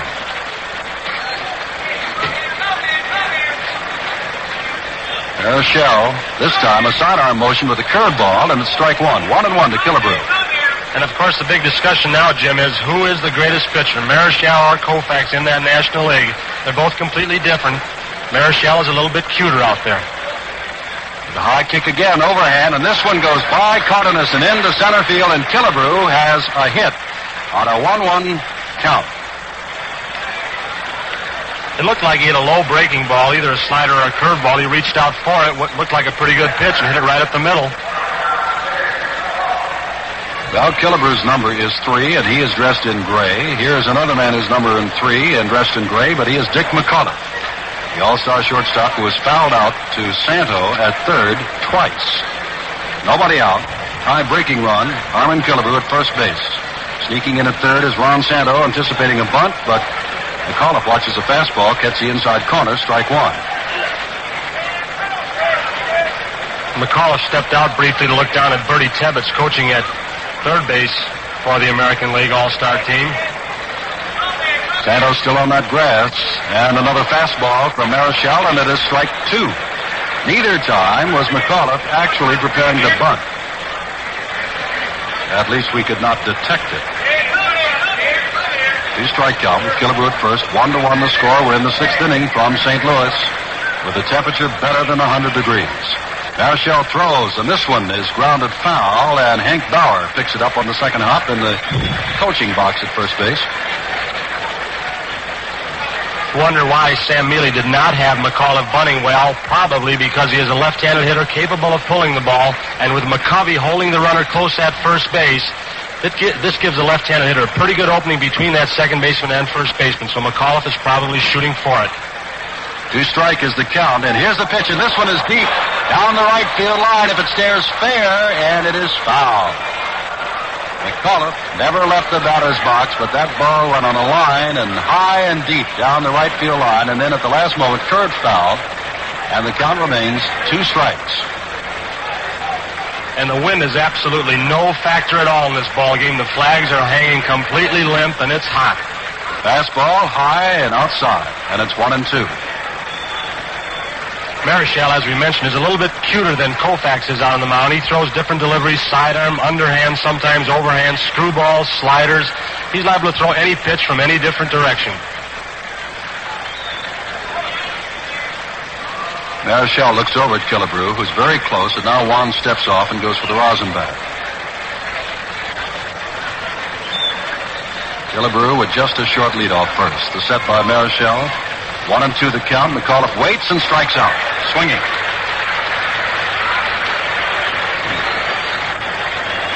Now here's Al Kaline, who has been breaking up ball games for the Detroit Tigers all year long, especially in recent weeks. But in this ball game, he is fouled to the first baseman and popped to the second baseman. Kaline, a .325 hitter, comes up with one man down, and Killebrew perched at first base in a 1-1 ball game in the 6th, the American League at bat.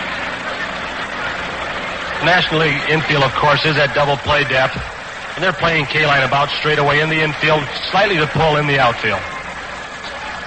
Marichal with that high kick and a breaking ball stays high, and it's ball one.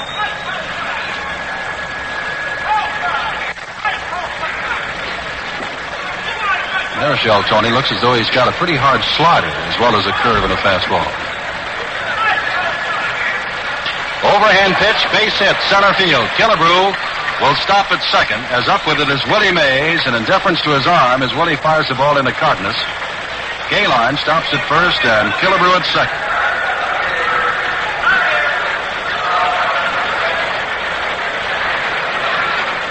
And now Jim Fregosi is coming out of the American League All-Star dugout and is going out to second base to run for Harmon Killebrew. So Fregosi runs for Killebrew. 1 run, 4 hits now for the American League, no errors. 1 run, 3 hits, and no errors for the National League. And Frank Robinson, who has flied to left and has been called out on strikes, is the batter.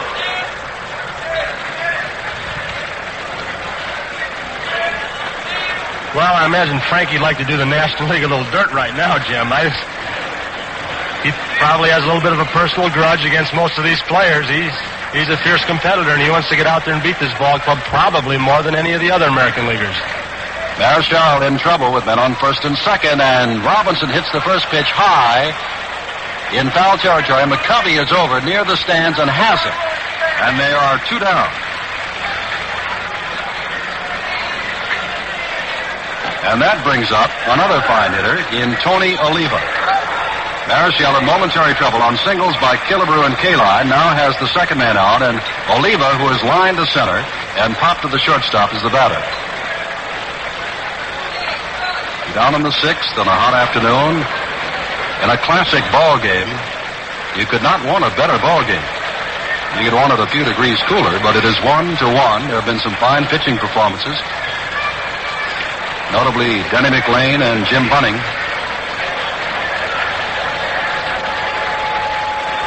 Oliva, the left-hander, staring at Marichal, the right-hander. Marichal with a big kick fastball. Oliva swings, and it's strike one.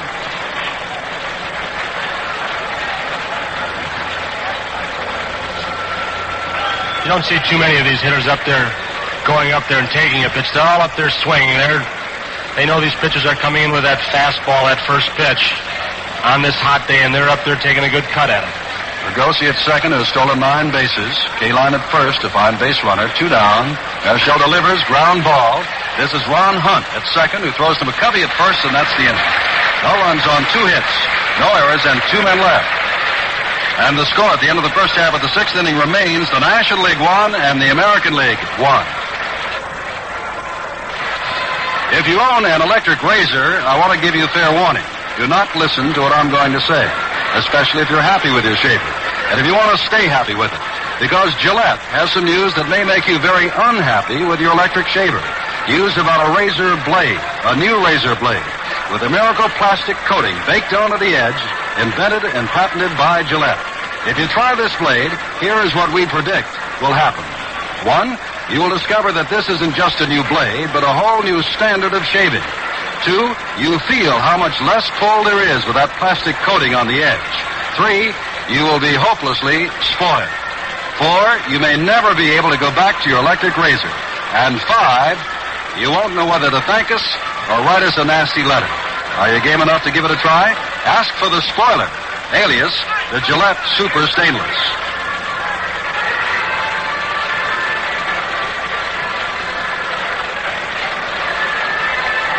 Jim Fregosi has gone in to play shortstop for the American League team, and on the pitch is Mel Stottlemyre.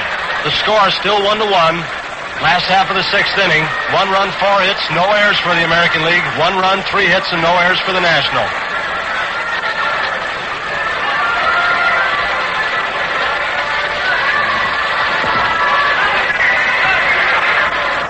The 3-day flight of the Man Gemini 10 is scheduled Monday, July 18th. For full and comprehensive coverage of this, the most complex mission, follow it on NBC Radio and Television starting at 4 p.m. Eastern Daylight Saving Time, Monday, July the 18th.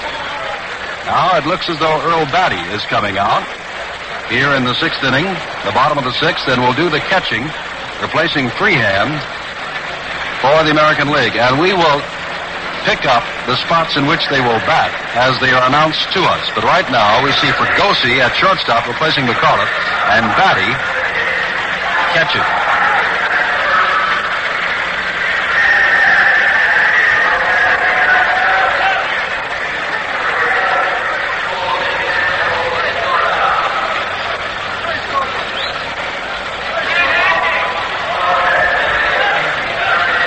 Fregosi, of course, ran for Killebrew, who was batting for the pitcher, so we assume he is in the number 9 batting spot.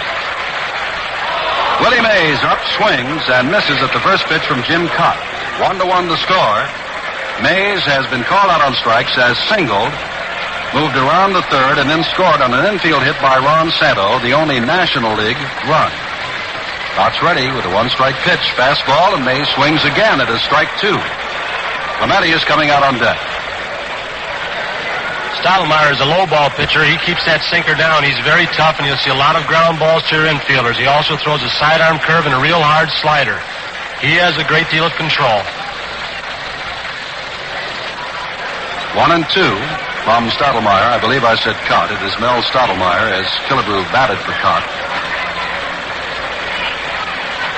Stottlemyre, a right-hander from the Yankees. Bobby Richardson, the other member from New York on this team.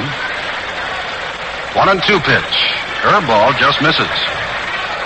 And in mentioning the Yankees, Jim, it's unusual not to see a Mickey Mantle and Elston Howard, a Whitey Ford on these all-star squads. 7-10, Stottlemyre's record. 3.23 his earned run record. Mays hits this one deep to center, but not too deep, as Kaline actually comes in now and takes it. Ball started out as though it carried very deeply, but did not. Kaline takes it for the first out. Here is Roberto Clemente, who has flied to center and has singled. Roberto singled Mays down to second base, was later forced by Willie McCovey in the fourth inning, in which the National League scored its only run. Talking to Willie Mays before the ball game about how the ball carries in this ballpark, and he feels that from left center down the left field line and from right center down the right field line, the ball carries real well. If you get the ball in the center field, the ball does not carry quite as well as that one did not. Pitch, and this one is lined inside the line, down the first base line. Clemente on his way around first, over to pick it up as a lever. Guns the ball towards second base, but Clemente is in, standing up. A double for Roberto Clemente, his second hit in a row. He has 2 of the 4 National League hits.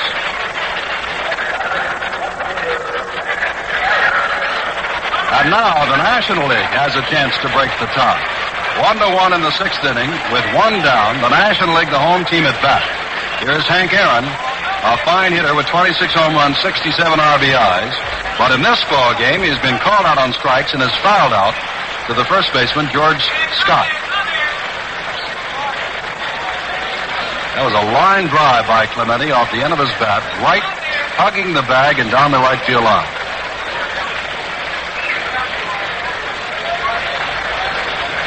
Stottlemyre works. Ground ball this time to Brooks Robinson. A great pickup by Brooks. Over to Scott. Clemente holds on, and they're 2 down. The ball was hit to Robinson's right at third base, and he went over to his right to the foul line and scooped it up, making that same play he does all the time and making it look easy again.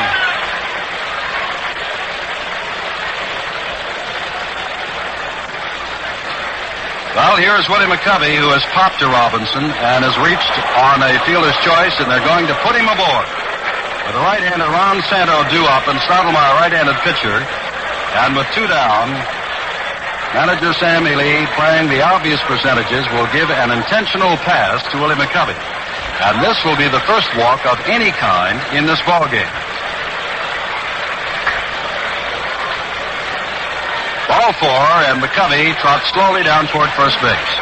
Now here's Ron Santo, playing the percentages in that Ron is a right-handed batter, but remember he has lined to Robinson, who made a great play, and has hit a little infield single to Robinson that scored the only run of the ballgame for the National League.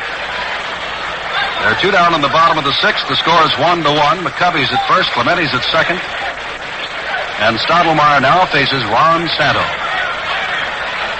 And you wonder when the last time was, if at all, that an intentional pass was given up to get to Santo. Jim Honachek, who started out this game umpiring at third, is behind the plate and calls that first pitch from Stottlemyre, curveball, strike 1. Al Barlick was behind the plate, has moved to third base. Ed Barger was at second, has gone to first, and Frank Emon at first has gone to second. The umpires, like everybody else, trying to beat the heat. Clemente at second, McCovey at first. 1 strike to Santo, 2 down. Stottlemyre ready and throws, and Santo grounds this one to Robinson, who's down and forces the man at second base for the throw to Bobby Cannot. No runs, 1 hit, no errors, and 2 left. And the score at the end of the 6th inning remains the National League 1 and the American League 1. I've got to figure out how they do it. How the Chrysler dealers can sell those big, beautiful new Chryslers for so little. You see, I'm a test pricer. I test price cars all over town. And I thought I knew a good deal when I heard one. But then I test priced a Chrysler Newport with all the extras like automatic transmission, power steering, power brakes, radio, heater, white walls. and a big 383 cubic inch V8. And you know, it came out that a Chrysler is priced just a few dollars a month more than one of those smaller cars with the same equipment. But test price a Chrysler yourself. Your Chrysler dealer has immediate delivery on all models and all colors. See him soon. The Chrysler saving season is here. Test price a Chrysler. See your local Chrysler dealer. Moving up has never been easier.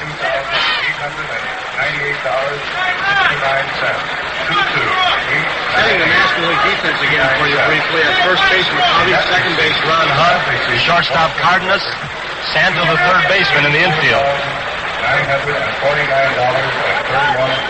Well over 49,000, very nearly 50,000 here. 49,936 paid as Brooks Robinson, who came up with a great play and has scored the only run for the American League, steps in against Juan Marichal.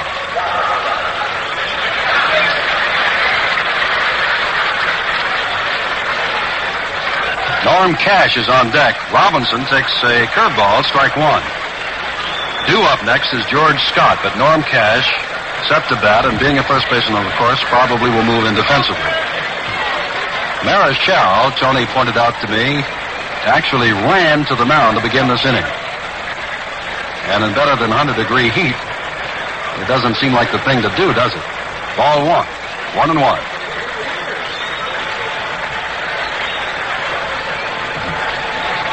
Nobody out in the seventh inning. The score remains 1-1. Marichal ready with a high kick and throws high. It's 2-1. We'll recall again, the National League has won 18 of these All-Star contests. The American League 17. There's been one tie. But the National League has won 14 of the last 19, 7 of the last 8.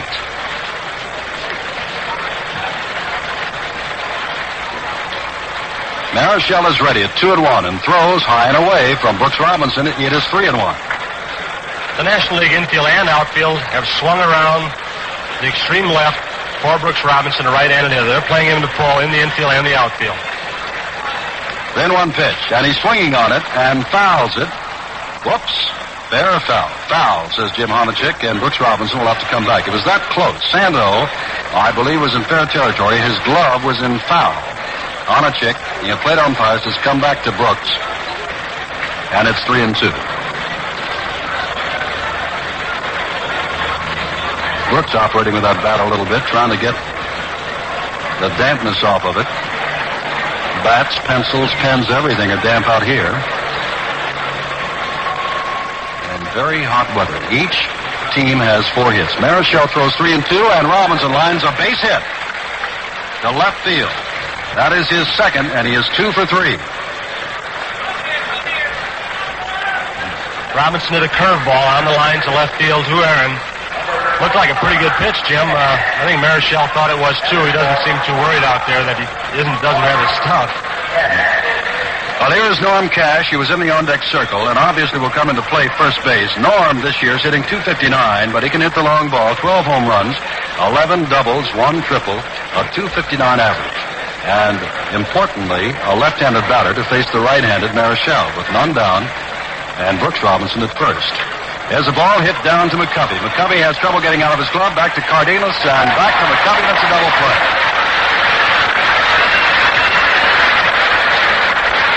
For a while, it looked as though Willie was not going to be able to dig that ball out of his glove, but got it down to Cardenas, and he relayed the ball back, and Cash is hit into a double play. And here comes Earl Batty, who is filling in for Bill Freehan. Freehan, in his 2 times at bat, line to right and single to center. Batty up for the first time. Earl, a right-handed batter, hitting .280, 16 RBIs, 2 home runs. Strike on the outside corner, and Tony, it says here that Earl has stolen 2 bases. Well, many times the catcher, Batty, of course, is not very fast, but... Strike on the outside corner. It's 2 strikes to Batty. Whitey Ford also is not very fast from the Yankees, but you get these slower runners, and that first baseman plays way behind them. They give a good decoy leading off first base, and they can steal a base occasionally. 2 down, none on now. Marichal delivers, and Batty slices this one foul down the right field line and well back in the seats. Count remains 2 strikes. We're in the 7th inning of a 1-1 ball game. Batty, along with Ron Santo of the National League, is one of the players in this game wearing a helmet protecting the left side of their face. 2-strike pitch, outside and low. It's 1-2. The American League scored its run in the 2nd inning when Brooks Robinson tripled, came home on Sandy Koufax's wild pitch. The National League scored in the 4th inning. Willie Mays scored the run on an infield hit, beat out by Ron Santo. And that's it. We're in the top of the 7th. 1-2. Marichal ready and throws, and Batty strikes out. No runs, 1 hit, no errors, and none left. The score at the end of the first half of the 7th inning, American League 1, National League 1.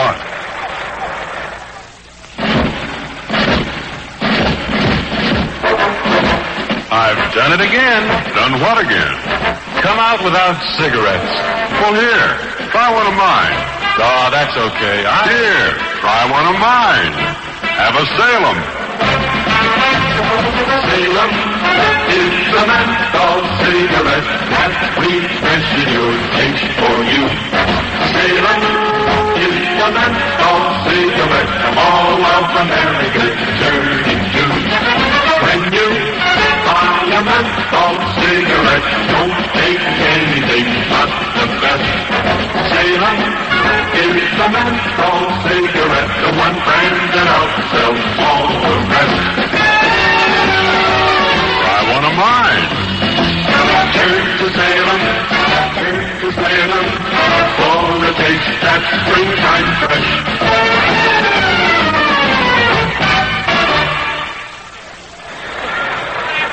Jim Simpson with Tony Kubek. The bottom of the 7th inning, the National League at bat, Joe Torre, who was struck out swinging and hit into a forced play as the batter. As we have Norm Cash now at first. Bobby Knopp of California stays at second. Jim Fregosi is your shortstop. Brooks Robinson at third. The catcher's Earl Batty, and the outfield remains the same. Robinson in left, Kaline in center, Oliva in right. Here's Torre, who has gone all the way and has caught 7 innings. The National League. Stottlemyre throws a curveball over the plate, but low, ball 1.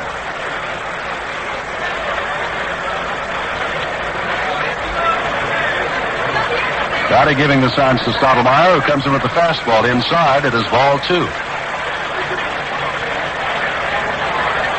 Ron Hunt, who replaced Jim Lefevre, will get his first shot at bat in a moment. Stottlemyre throws. This one is low, and it is ball 3 to Torre in a 1-1 ball game. And in the sun field on the left field side, and as a matter of fact in the right field side, the customers in this better than 100-degree heat continue to shuttle back and forth between the seats and under the stands. Fouled upstairs by Torre. It is 3-1. Joe is swinging on the 3-0 pitch.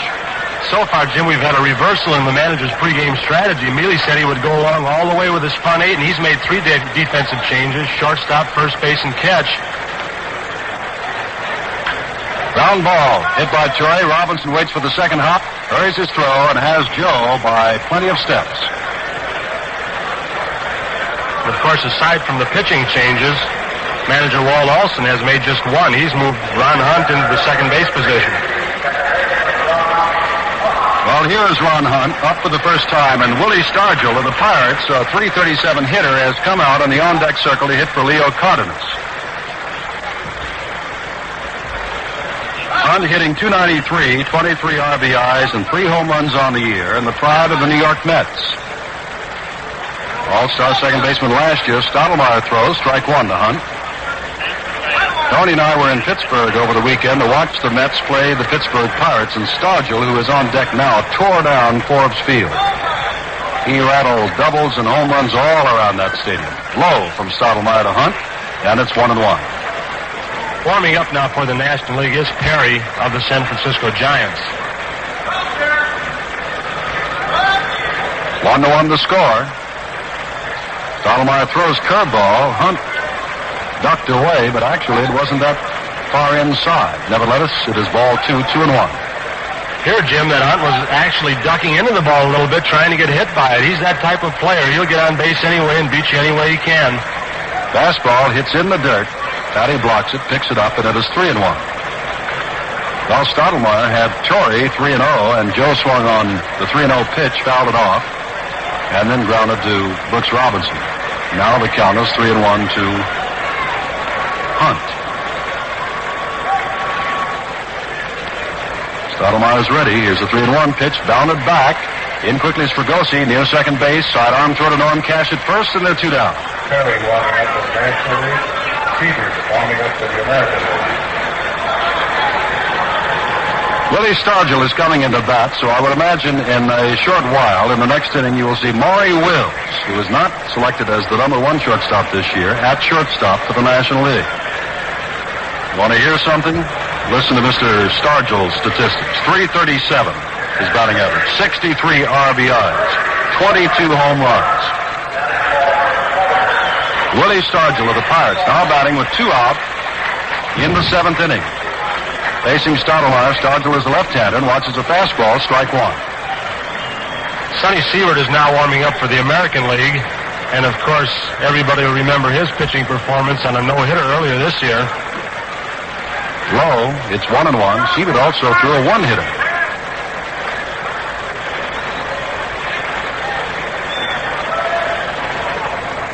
Mel Stottlemyre, working in better than 100-degree heat, throws a curveball and catches the inside corner. And Willie has not taken the bat off his shoulder yet. It is 1-2.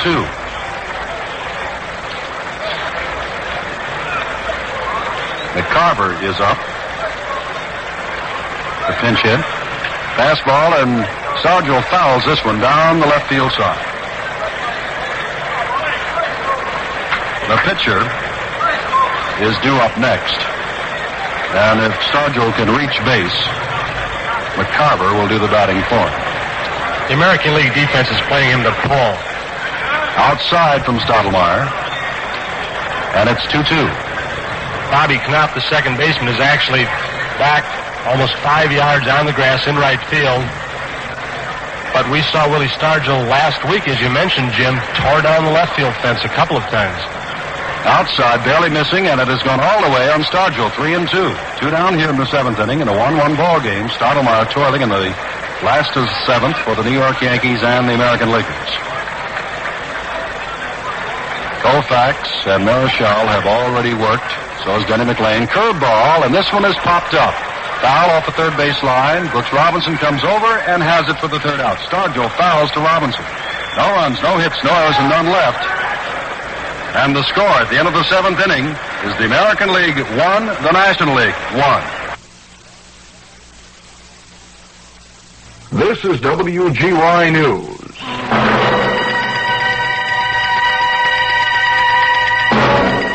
This is the sound that means news. Up to the minute, concise, and complete.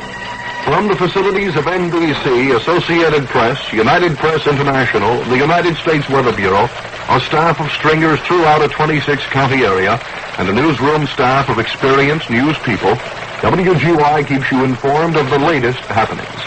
More than 20 times a day in regularly scheduled newscasts from 6 in the morning to midnight, WGY brings you the latest news from around the world, around the area, and across the street. And when something newsworthy happens, you get it in bulletin form when it happens.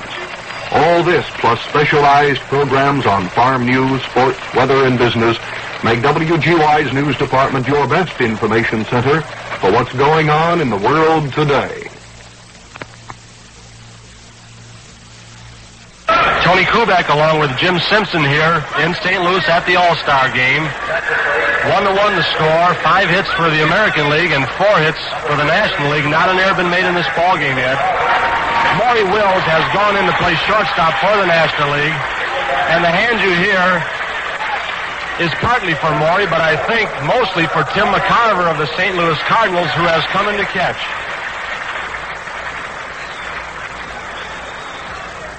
And batting to lead off against Juan Marichal as we move now to the 8th in this tie ball game, this 1966 All-Star Baseball game from New York, Bobby Richardson. Bobby batting in the spot formerly occupied by Bobby Knopp, the second baseman from the California Angels. Richardson hitting .263, 20 RBIs, 4 home runs. Bobby, an all-star second baseman many times over. 8th inning, and he'll face Juan Marichal. Gaylord Perry is warming up. to pitch the ninth or to be ready in the eighth if needed, and we may have an extra inning ball game. It's 1-1. Marichal fires, and it's strike on the outside corner. Santo at third base is shortened up considerably. Richardson, of course, is a bunt threat. Wills is not playing too deep at short. They're playing him about straight away. Sidearm this time, and Maury Wills has his first chance on the second hop. To throw to McCovey at first, and there's one down. Richardson bounces to Wills at short.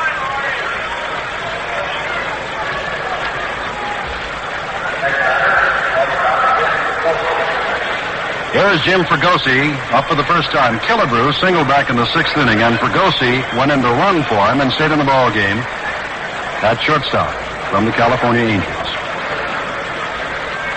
Marichal ready. He throws a curveball. It's bounced foul to Santo at third. Fregosi hitting .248 on the year, 31 RBIs, 6 home runs. Well, the sun again has disappeared for the moment. The temperature remains well above 100.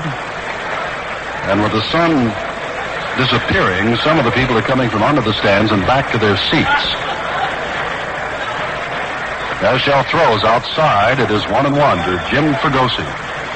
And now out of the dugout for the American League, and in the batter's circle is Rocky Colavito, who apparently is going to pinch hit.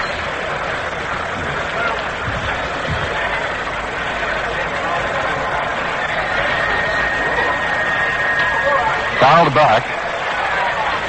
Pitch was actually a little inside to Fregosi, but he got the bat around on it and fouled it off to the left and over the dugout of the American Leaguers.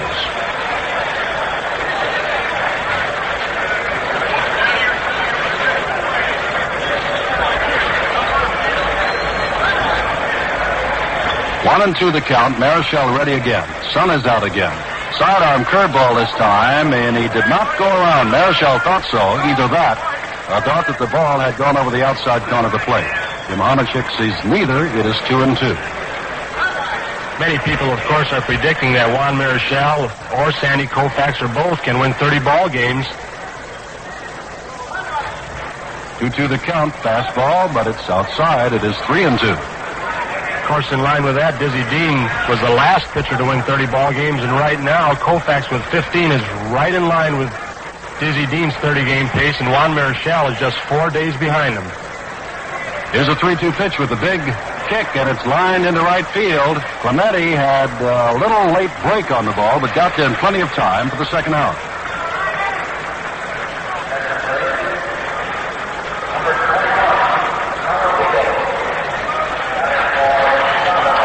Dick McAuliffe, who fouled out twice and struck out.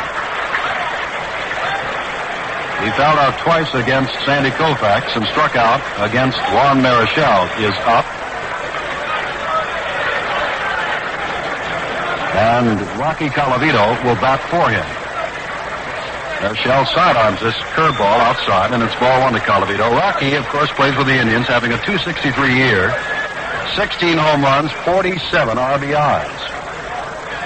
And in a 1-1 ball game in late innings, all it takes is one swing from a man like Colavito to break things up. Overhand. Change up that time, and it is ball two. Marichal, Tony, is throwing quite a few pitches. Yes, he is. He's laboring out there. Of course, Marichal is difficult, Jim, because he throws from so many different angles. You don't know where the pitch is coming from. As we mentioned, he's overhand, sometimes three-quarters, all types of deliveries. Here's a 2-0 pitch. Sidearm this time, and Colavito hits it straight up in the air to short left field. Harrod is coming in and waving off Maury Wills and has it for the third out. No runs, no hits, no errors, and none left. And at the end of the first half of the eighth inning, the score is still the National League 1 and the American League 1. Hey, fellas, if you douse your hair with hair tonics that have too much alcohol, know what you can get? Drunk hair. And greasy creams.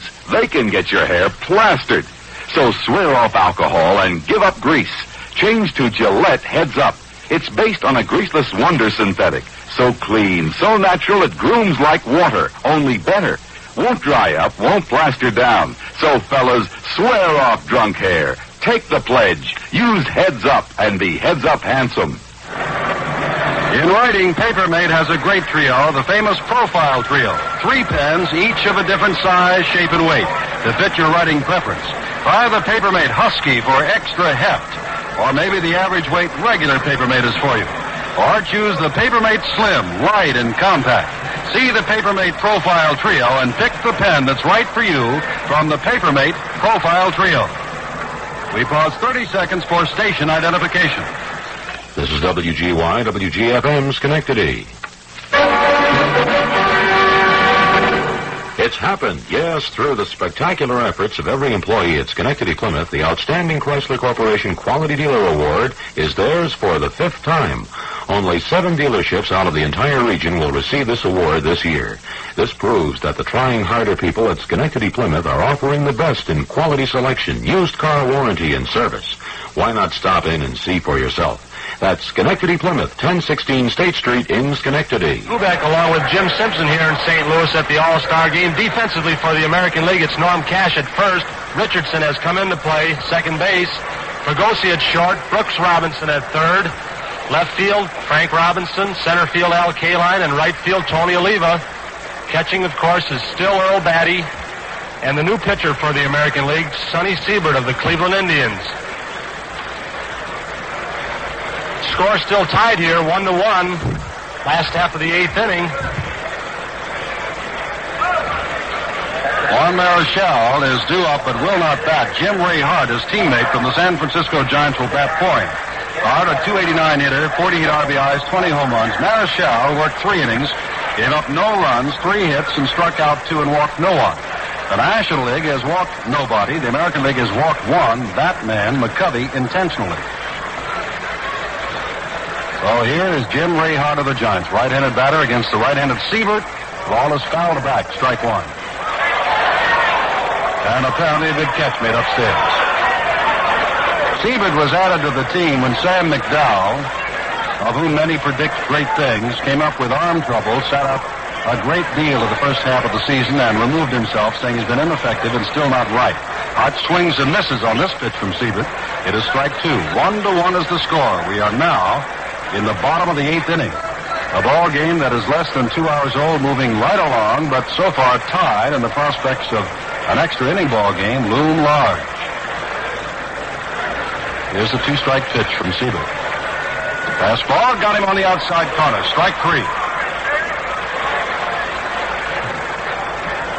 Jim Ray Hart is out, and here is Willie Mays. Took a called 3rd strike in the first inning from Denny McLean. But off Jim Cott, got a single and scored the only run for the National League. And line to center off Mel Stottlemyre.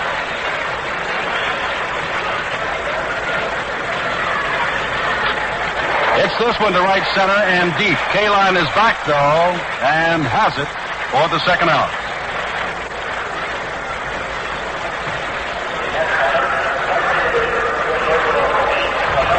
So far, the strategy of these American League pitchers has been pretty much the same. They've kept the ball away from these powerful National League hitters. Score still 1-1. 1 run, 5 hits, no errors for the American League. For the National League, 1 run, 4 hits, no errors. Well, here's Roberto Clemente, who has flied to center and has singled and doubled. 2 down in the 8th. Stottlemyre, since retired, worked 2 innings, no runs and 2 hits, struck out no one.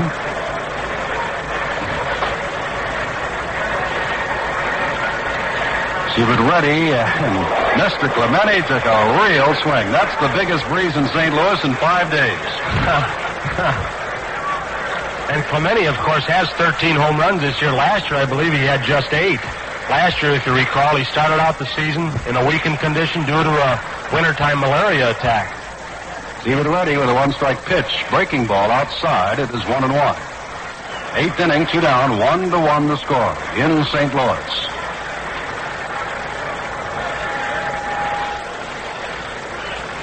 Flagpole is absolutely, well, the flag is just hanging there. Foul upstairs. It is 1-2. Not a breath of air. Someone asked Casey Stengel. Casey was out here for a television show yesterday afternoon, and someone asked him what he thought of the ballpark. And, of course, Casey knows it is a remarkable piece of architecture, one of the finest-looking ballparks we have seen anywhere. But Casey had to come up with a Stengel-like remark and said, "It's great. It keeps the heat in perfectly." 1-2 the count to Clemente. Seaver throws fastball, and it's fouled upstairs again down the right field line. It's interesting to see how these defenses play Clemente. He, of course, hits the ball all over, and he hit the ball last time, a line drive right down the first base line, and this time up, Norm Cash is playing him like a strict left-handed pull hitter. Tony Oliva is playing him down the right field foul line, Al Kaline in his right center. He can hit it all over. 1-2 the count. Here's the pitch, and he fouls this one back, an inside and high pitch, and lost the bat from his right hand and quickly goes over and rubs some dirt on it.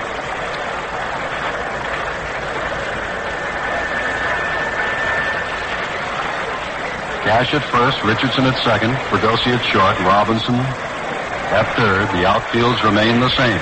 Robinson in left, Kaline in center, Oliva in right. Batty is now the catcher. Siebert the pitcher.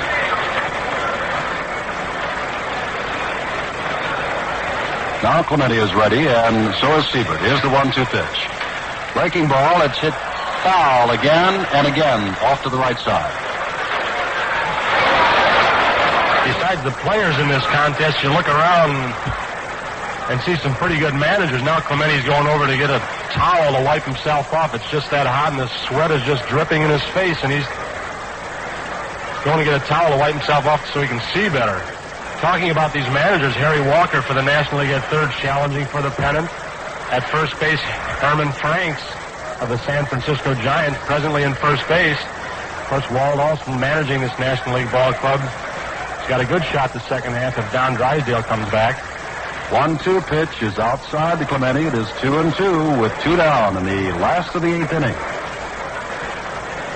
To repeat, the American League scored 1 run in the second inning, the National League 1 in the 4th, and that is it. 2-2 pitch.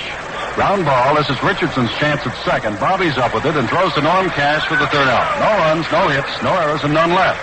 And the score at the end of the 8th inning is the American League 1, the National League 1. The Dodge boys are setting out to fight for the kind of deals you'll know are right. Fight with the good guys. These rebels are really pounding leather to get you in a great new Dodge together, the Dodge boys. The good guys, they rounded on a great new breed of cars you've got to see. These babies put you in the lead. Ride with the good guys. The Dodge boys. So, partner, come on down for the best 66 in town at the Dodge Boys. Here's Monaco to top the bill. This car makes driving a brand new thrill. Coronet's got a lot of sass, goes like no other car in its class. And here's the new leader of the whole Dodge pack, Charger, a new full-size fastback. So join the Dodge Rebellion now and let these rebels show you how the Dodge Boys. The good guys. You can tell they're good guys. They all wear white hats. Tony Kubek along with Jim Simpson here at the All Star Game. Defensively for the National League, it's still Willie McCovey at first, Ron Hunt at second base, Maury Wills at shortstop, and Ron Santo at third base. In left field, Henry Aaron. In center field, Willie Mays. In right field, Roberto Clemente. Catching is Tim McCarver, and coming in to pitch for the National League, Gaylord Perry. The score 1-1, 1 run, 5 hits, no errors for the American League. The National League, 1 run, 4 hits, and no errors. Al Kaline, who is 1 for 3, the batter, to lead off the 9th inning of this 1-1 ball game. And you can see what Walt Alston has done. The big men, McCovey, Santo, Aaron, Mays, Clemente, who can knock the ball out of here, are all playing all the way. One swing of the bat could decide this ball game. It's 1-1. Gaylord Perry knocks down Kaline with an inside fast curveball. And Al steps out to brush himself off. To brush the mud off, Jim. Perry, there's been a lot of talk about Juan Marichal, but remember, Perry's won 12 games, lost only 1. Earned run average 2.51. Fine pitcher. This one is fouled right through the box, and Bertie Tebbetts moves rather quickly and gets out of the way. And, Jim, we've got quite a pitcher's ball game up here. In fact, I've gotten so engrossed in this ball game, I misplaced my 8th inning on my scorecard. You can borrow mine. Here's Kaline. 1-1 the count, facing Gaylord Perry. 1-1 the score in 9th inning. Ground ball. Santo backs up, has it. Now throws to first and has Kaline by plenty for the first out. And the hand is for a real fine play by Santo. He ranged to his left, and the ball was hit pretty sharply.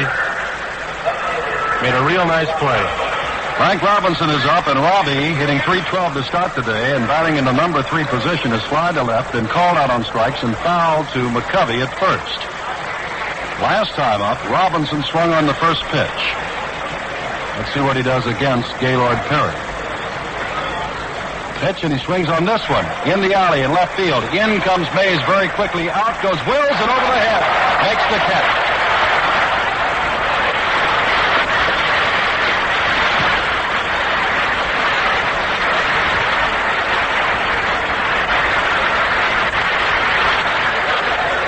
Tony Kubek, you're an ex-shortstop. You know how difficult that can be.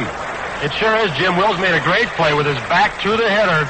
Took it at full speed, and of course there's a little problem with the sun today. He had the sun in his eyes a little bit too, but he went out there full speed and used that amazing speed of his to run it down. Here is Tony Oliva, line to center, popped to short, and grounded to second. Perry's first pitch is right over. Fastball at the knees at strike one.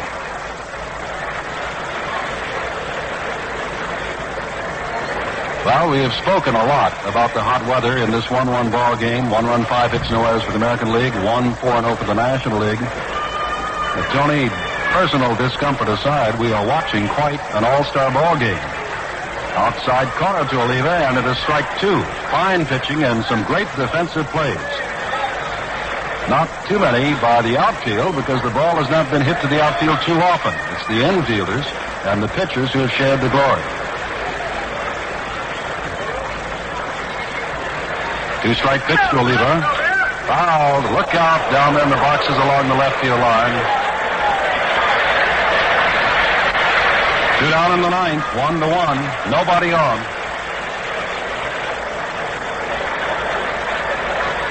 We mentioned the National League coaches who, of course, are managers in the National League. And, of course, we've got some pretty good ones here for the American League, too, in Bertie Tebbetts and Hank Bauer, presently leading the American League with the Baltimore Orioles by 8 games.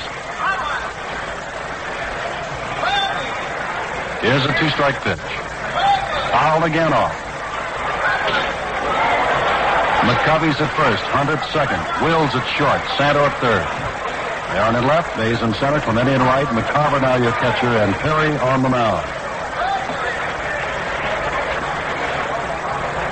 The National League leads by 1 game in total all-star victories over the American League. Winners of the 7 of the last 8.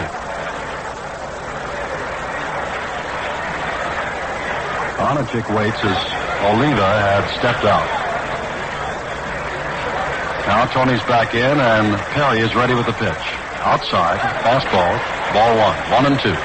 We were talking about the difficulty of playing Roberto Clemente of the National League Ball Club. Well, his counterpart in the American League is Tony Oliva. Oliva, I should say. Oliva can hit the ball all over, and it seems when he does not get the good part of the bat on the ball, he still has those holes with those bleeders and can just find those holes in the infield. Here's the 1-2 pitch.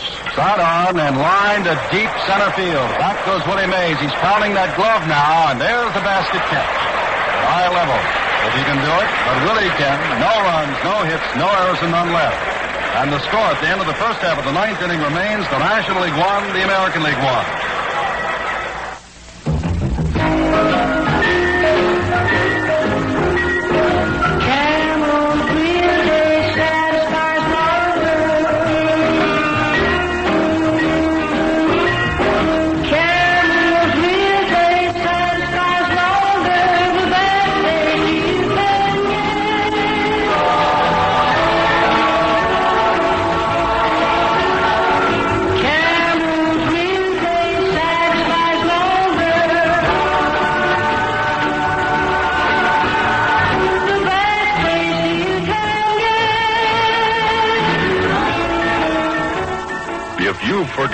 how satisfying a real cigarette can taste, then you should smoke Camel.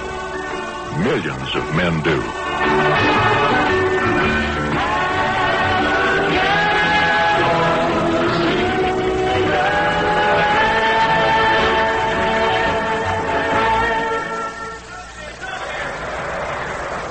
Tony Kubek along with Jim Simpson here at the All Star Game, and quite an All Star Game it is. A real pitching duel. 1-1 is the score. Sonny Siebert presently on the mound for the American League. And he's going to face Henry Aaron, a pretty tough customer, as they all are in this ball game. Well, Tommy Agee has now replaced Al Kaline, the first outfield replacement of the ball game, and Agee of the Chicago White Sox moves into center. Kaline, 1 for 4 in the day, has retired. And now we are in the bottom of the 9th inning. Hank Aaron, Willie McCovey, and Ron Santo to face Sonny Siebert, and any one of them could end this ball game with one swing. High pitch from Siebert.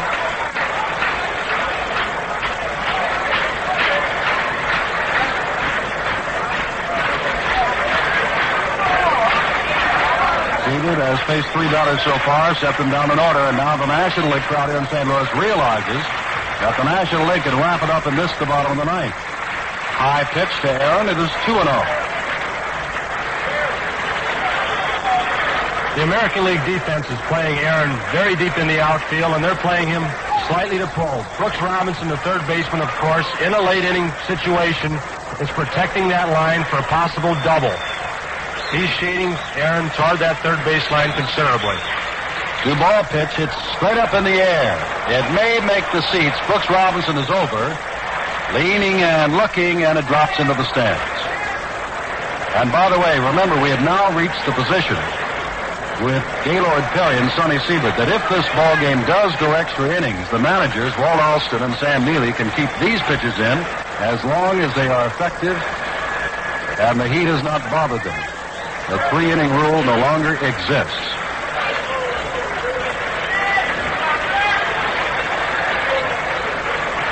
Two balls, 1 strike to the leadoff batter, Hank Aaron, in the bottom of the 9th. Siebert ready, throws inside and high. It is 3-1.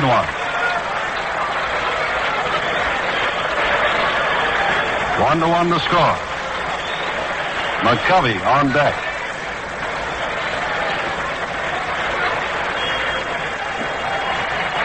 In 1 pitch, taking all the way is Aaron, and it's 3-2. Fastball at the knees.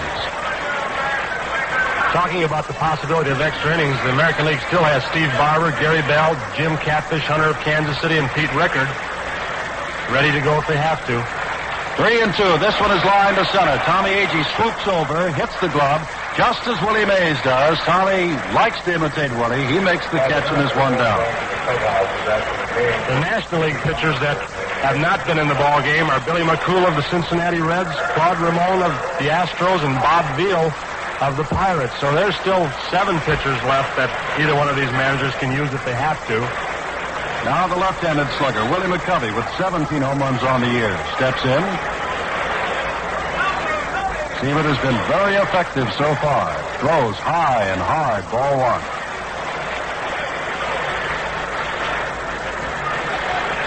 McCovey asked to see the ball, or else Siebert said he didn't want it. One of the two, Honachek, makes the change. Santo on deck. 1 out in the 9th.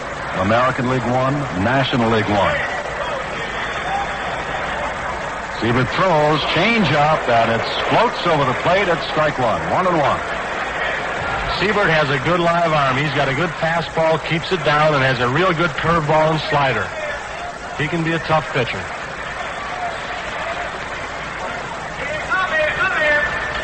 Ball is popped up in the air in the infield. Brooks Robinson waves away for Dosey. He's standing on the glass and has it. 2 down. Now Ron Santo. Infield hit in the 4th inning. His infield hit drove in Willie Mays with the only run of the ball game for the National League. He's reached on a force play and is lined to Brooks Robinson. 1-1, remember. A long ball into the seats can end it. Sonny Siebert holds the ball in his glove in front of his chest as he gets the sign from catcher Earl Batty. Does not keep the ball behind his back. Just holds it there and then starts his windup from there. Curveball outside corner. It's strike one to Santo. In line with this, Jim, about Siebert holding the ball by his chest. Many times a pitcher that has a control problem will do this, cut down his motion a little bit, and it gives him a little bit more control.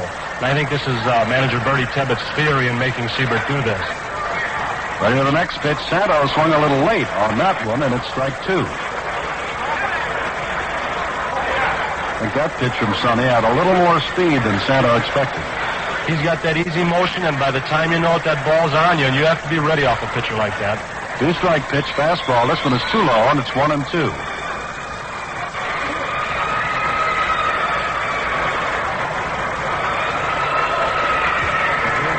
Sounds like the Vice President of the United States is on his way to make an airplane, Tony.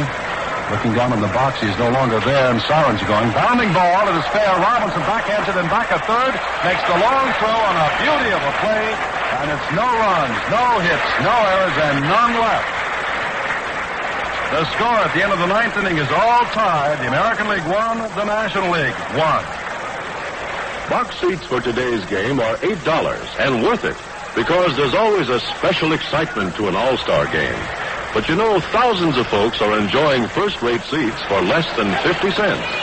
Those are the people watching on Motorola Color Television. You see, Motorola Color Television costs only about 15 cents a viewing hour for a table model you buy on a 3-year contract.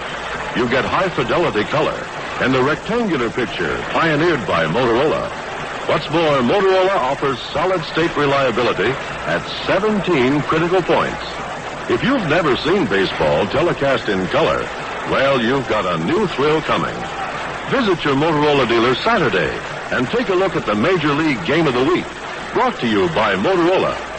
See how you can enjoy color TV for about 15 cents an hour with Motorola. Now introducing the new flight of color television. Well, we've got an extra-inning ball game here in the All-Star Game. The American League, 1 run, 5 hits, no errors. The National League, 1 run, 4 hits, and no errors, going into the 10th inning. Gaylord Perry continues on the mound, and Brooks Robinson, who has had quite a ball game for the American League All-Stars, is up. In the second inning, Robinson hit a low liner that skipped past Aaron for triple off Sandy Koufax. Koufax then unleashed a curveball that was a wild pitch, and Brooks scored. In the 5th inning, he grounded a short. In the 7th inning, he singled a left. Has also turned in no less than 3 fine plays at third base. Gaylord Perry ready, throws the curveball inside. It's ball 1. Well, Jim, this is the 4th All-Star Game to go into extra innings. In 1950, the game at Chicago went 14 innings. 1955 at Milwaukee, 12 innings. 61 at Frisco, 10 innings. Perry throws, and this is fouled out of play off to the right. 1-1 to Brooks Robinson, the Baltimore Orioles. Fine third baseman. There's still some pinch hitters around, you know. Philippe Alou, Tom Haller for the National League. 1-1, and Brooks Robinson has another base hit over the head of Maury Wills into short left field. Robbie makes the big turn at first, but comes back. The ball got over the head of Ron Hunt, but Gaylord Perry backed up and holds Robinson to the single. He is 3 for 4 on the day and has the only run scored, plus those fine plays. Now in the 7th inning, Robinson led off with a single, and Norm Cash, the batter now, up for the first time, grounded into a double play. Norm Cash about to come up again. The American League still has in the dugout, available for pinch hitting, Andy Etchebarren and Carl Yastrzemski, to name a couple. And now it'll be interesting to see if manager Sam Mealy will play for the 1 run, which I imagine he will. He may try and advance this runner. Cash tries to bunt, but it's fouled at the plate. Strike 1. Now Norm just leans on the bat and takes a good long look at Bertie Tebbetts. Remember, they just figured these signs out maybe as late as this morning. He wants to make sure he's got them right. 1 strike to Norm Cash. Brooks Robinson at first. None out. We are now in the 10th inning. 1-1 the score. Sneaking in is Santo. Cash. This ball gets away, and there's a free trip to second base. Gaylord Perry to the ball high. Let's see if it's a wild pitch or pass ball. Looked like a wild pitch, but we will await the official decision. There was a possibility there, Jim, that it scored as a wild pitch. There's a possibility that may have been a cross-up by Gaylord Perry. As you mentioned, the signs, that catcher and that pitcher also have to get their signs straight, and it appeared that McCarver was looking for a breaking ball, and he got the fastball up and high, and the ball just got right on by him. But Cash does not have to bunt now, and remember, the only other run the American League got figured with a wild pitch from Koufax. This is outside.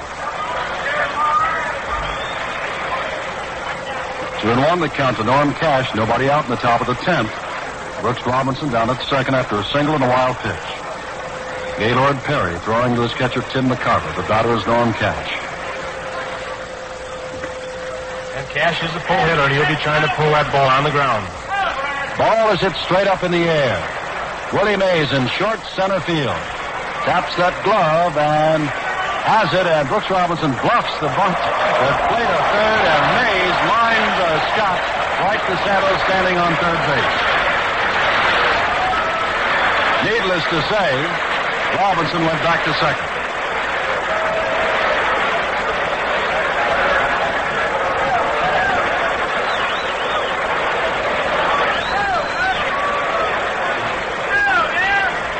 Here's Earl Batty, the second American League catcher in this ball game. He struck out his first time up in the 7th inning.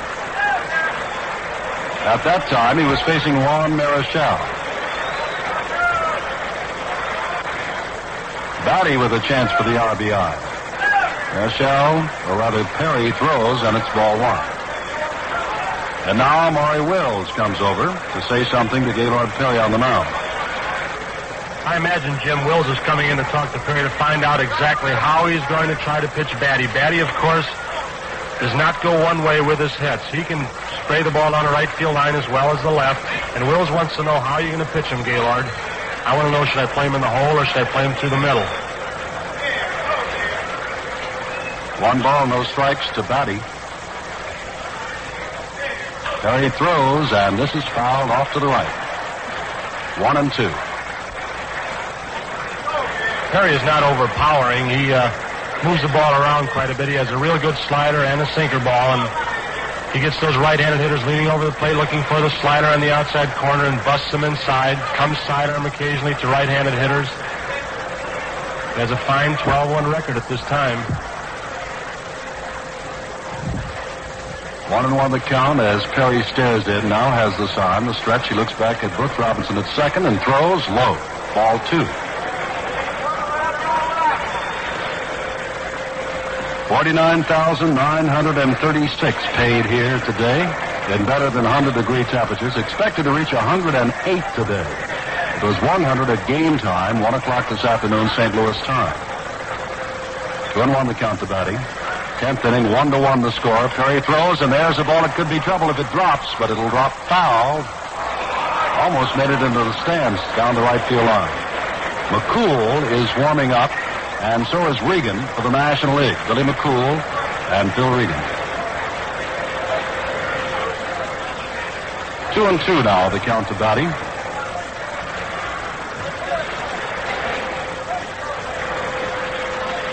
One out. 1-1 the score. 2-2 the count. 10th inning. Perry's ready to throw and throws high. It is 3-2. It has worked all the way.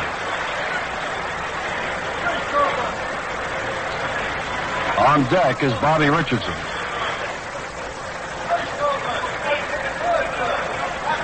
And it is not an exaggeration to say that these players are really finding that heat nearly unbearable.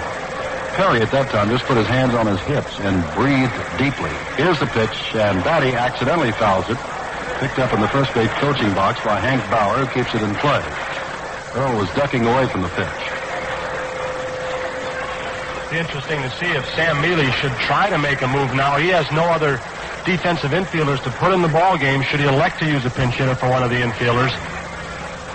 So he pretty much has to go along with the infielders hitting for themselves. Perry's ready and throws inside. It's ball 4. Batty walks. Men on first and second with one down in the 10th inning, and Bobby Richardson due up.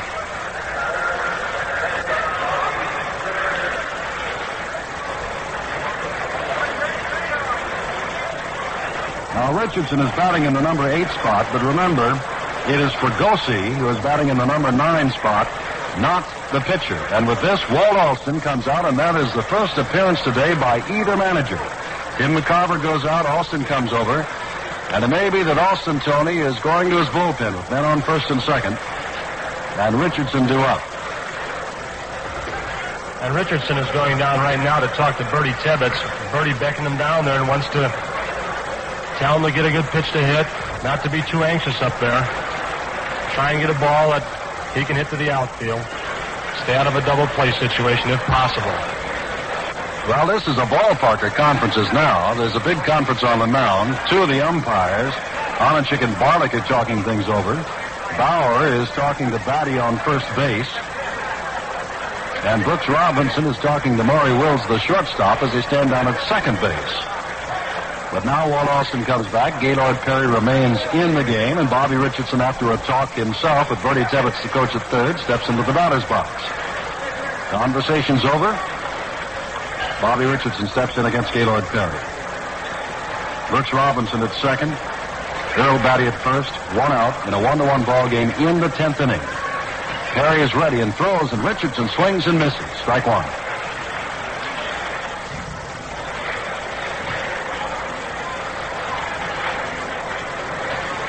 Bobby has been at bat one time thus far this game. He pinch hit for Bobby Knopp in the 7th inning and grounded out to the shortstop. There's a ball hit high. If it stays in play, McCovey will have a shot at it down the right field line. Foul, and he reaches into the stands and makes the catch. Brooks Robinson bluffed toward third, but goes back to second. There are 2 down.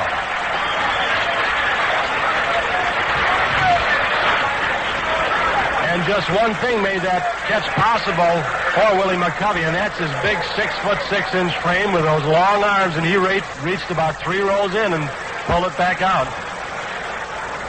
Well, with men on first and second now, Jim Fregosi, who lined to Clemente in right, is the batter.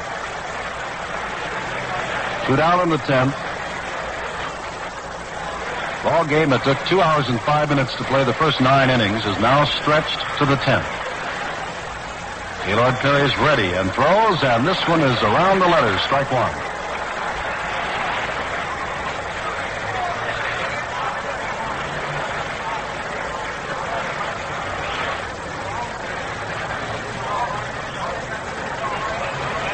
Perry with a sign from McCarver, looking back at Brooks Robinson, now looks in and throws, and a swing and a miss by Fregosi. It's strike 2. And I imagine, Jim, that everything on those, I know about everything that's on those infielders' mind. They want to knock any ball down that they can't make a clean play on. They're going to be diving for that ball or what have you to try and stop it from going into the outfield and scoring that winning run. Well, Perry can afford to waste a few, and Fregosi must guard the plate outside and high from Gaylord. It is 1 and 2. The 1966 All-Star Baseball game being brought to you on NBC Radio, and remember the World Series this fall. Television cameras have been draped around here in wet towels to keep them cool. Fregosi swings and misses, and that's all. In the 10th. No runs, 1 hit, no errors, and 2 men left. And at the end of the first half of the 10th inning, the score remains the National League 1 and the American League 1. Men, I want to warn you about a new razor blade.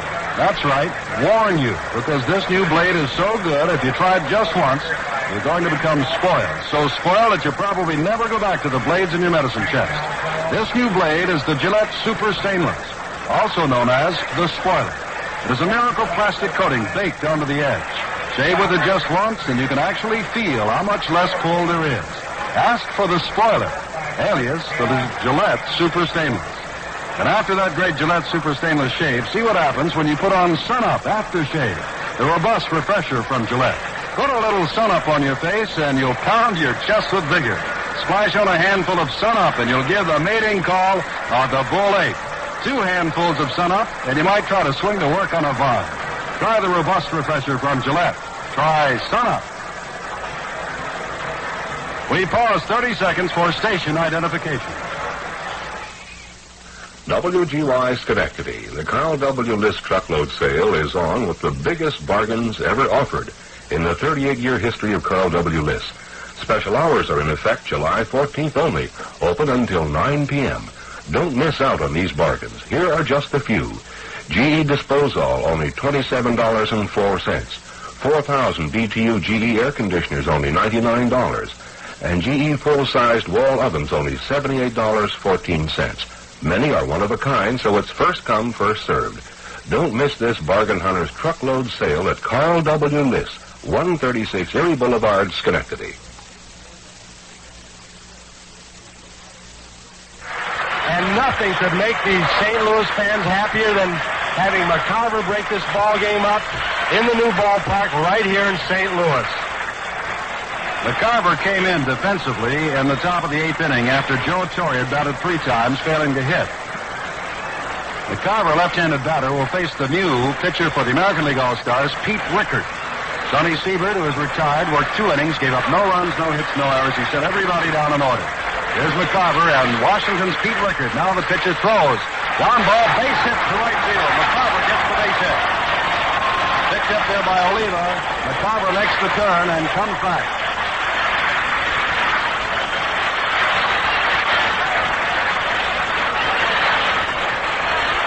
And now Ron Hunt is the batter. And Hunt is a pretty good man with the bat. And in the bottom of the 10th inning, it is highly likely that the National League will try to move McCarver into scoring position with a bunt. 1-1 the score, none out, with McCarver at first in the bottom of the 10th of the 1966 All-Star baseball game.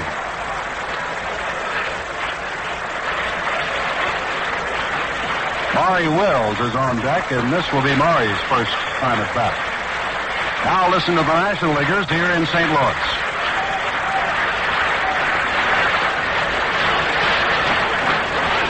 Rickard throws, bunt, right back to Rickard. He will go to first after looking at second. The sacrifice bunt is complete. McCarver is safe at second. And now we have the same situation for the National League club as we did for the American League. And let's see if Maury Wills can drive in that winning run. Coming out of the National League dugout now, not to pinch hit for Maury Wills, but to pinch hit for the number 9 hitter will be Felipe Alou of the Atlanta Braves. Of course, a base hit right here, Jim, and he may not have to hit. Well, Maury Wills is hitting .292, and Maury is one of the few switch hitters in this All-Star game, and so is batting right. McCarver's at second, 1 down, Rickard throwing, and it's low with the fastball. And Rickard and Wills used to be on the same team, the Los Angeles Dodgers. Rickard traded from Los Angeles to Washington, along with Frank Howard, Ken McMullen, Bill Ortega. Ground ball, foul, down the third base line. The American League outfield is playing Maury Wills very shallow. Frank Robinson in left, Tommy Agee in center, and Tony Oliva in right field, and they all three have very fine throwing arms, so it'll be interesting to see on a base hit to the outfield how close that plate could possibly be at home plate. 1-1 the count to Wills. Rickard ready, throws a fastball, and Maury was attempting to bunt there. And fouled it at the plate. It's 1-2. Brooks Robinson is not playing Maury Wills very closely at third base. He's not playing him in on the grass as most third basemen do play Maury Wills. He feels that Wills will try and drive that run in. Here's the pitch, and there's a line drive over the head. Oliva will come up with it. He's got a good arm. Here comes McCarver. The play is at the plate. McCarver will score. The goal is over.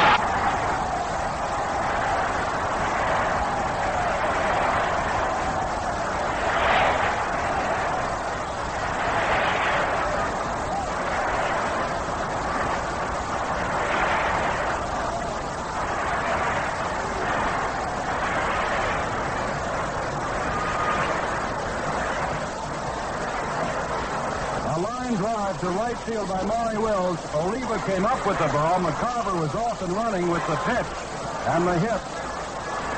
Oliva fired the batty at home, but McCarver beat the play by 2 or 3 steps. And the National League has won by the score of 2-1. We'll be back in just a moment to wrap up today's ball game. The final score, the National League 2, the American League 1.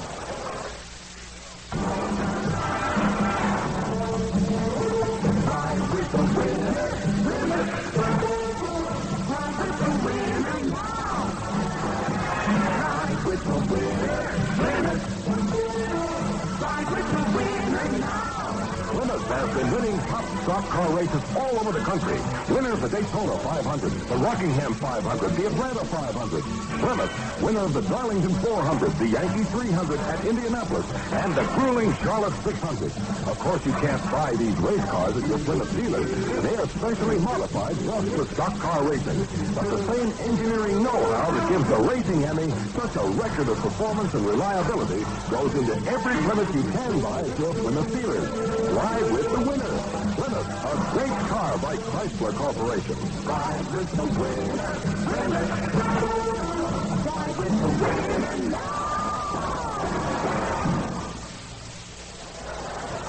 Tony Kubek and Jim Simpson here, and the National League has won the All Star Game in the 10th inning, 2-1 by virtue of Maury Wills' line single to right field. Brooks Robinson has been voted unanimously as the most valuable player in this ball game. He made 3 fine plays at third base, and of course he had a couple of base hits that almost were very important for the American League.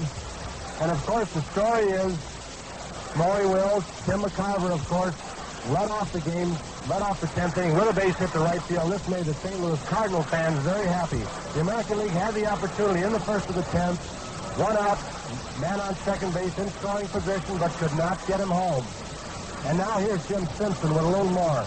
All right, Tony, the American League scored first. That was in the second inning when a line drive of Brooks Robinson skipped by Hank Aaron for a triple. Sandy Koufax on the mound at that time committed a wild pitch, and Robinson scored the only run for the American League.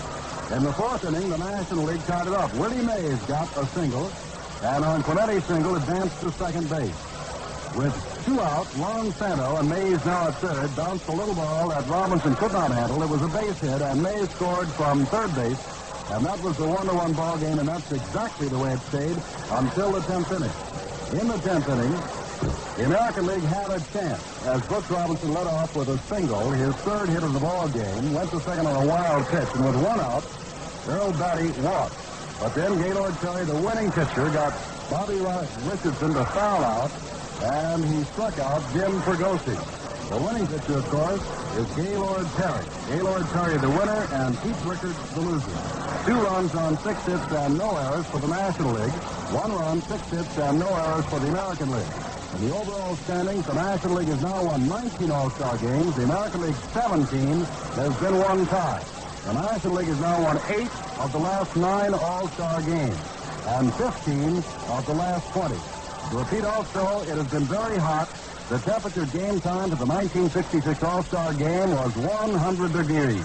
It was expected to climb as high as 108 officially, and I'm sure it was at least that on the ball field today. The entire ball game, Tony, took less than 2.5 hours for a ball game that went 10 innings. And another thrilling contest for the All-Stars. This broadcast was authorized on the broadcast rights granted by the Commissioner of Baseball solely for the entertainment of our listening audience. And any publication, rebroadcast, or other use of the descriptions and accounts of this game without the express written consent of the Commissioner of Baseball is prohibited. Our producer today was Len Dillon. Our engineer from KSD St. Louis was John Olkey. Now this is Jim Simpson with Tony Kubek saying goodbye from St. Louis. That wraps up the 1966 All-Star Baseball Game. Be with us again on October the 5th for the first game of the 1966 World Series. When your host, as today, again will be Chrysler Corporation, makers of Plymouth, Dodge, Chrysler, Imperial, and Dodge trucks. Gillette, Heads Up, works like water, only better. Take the pledge, use Heads Up. Camel cigarettes, you'll find Camel's real taste satisfies longer. And by Falstaff Brewing Corporation of St. Louis, brewers of premium quality beer. The final score once again in the 37th All-Star Game is National League 2, American League 1. This has been an NBC Radio Network production. This is the NBC Radio Network.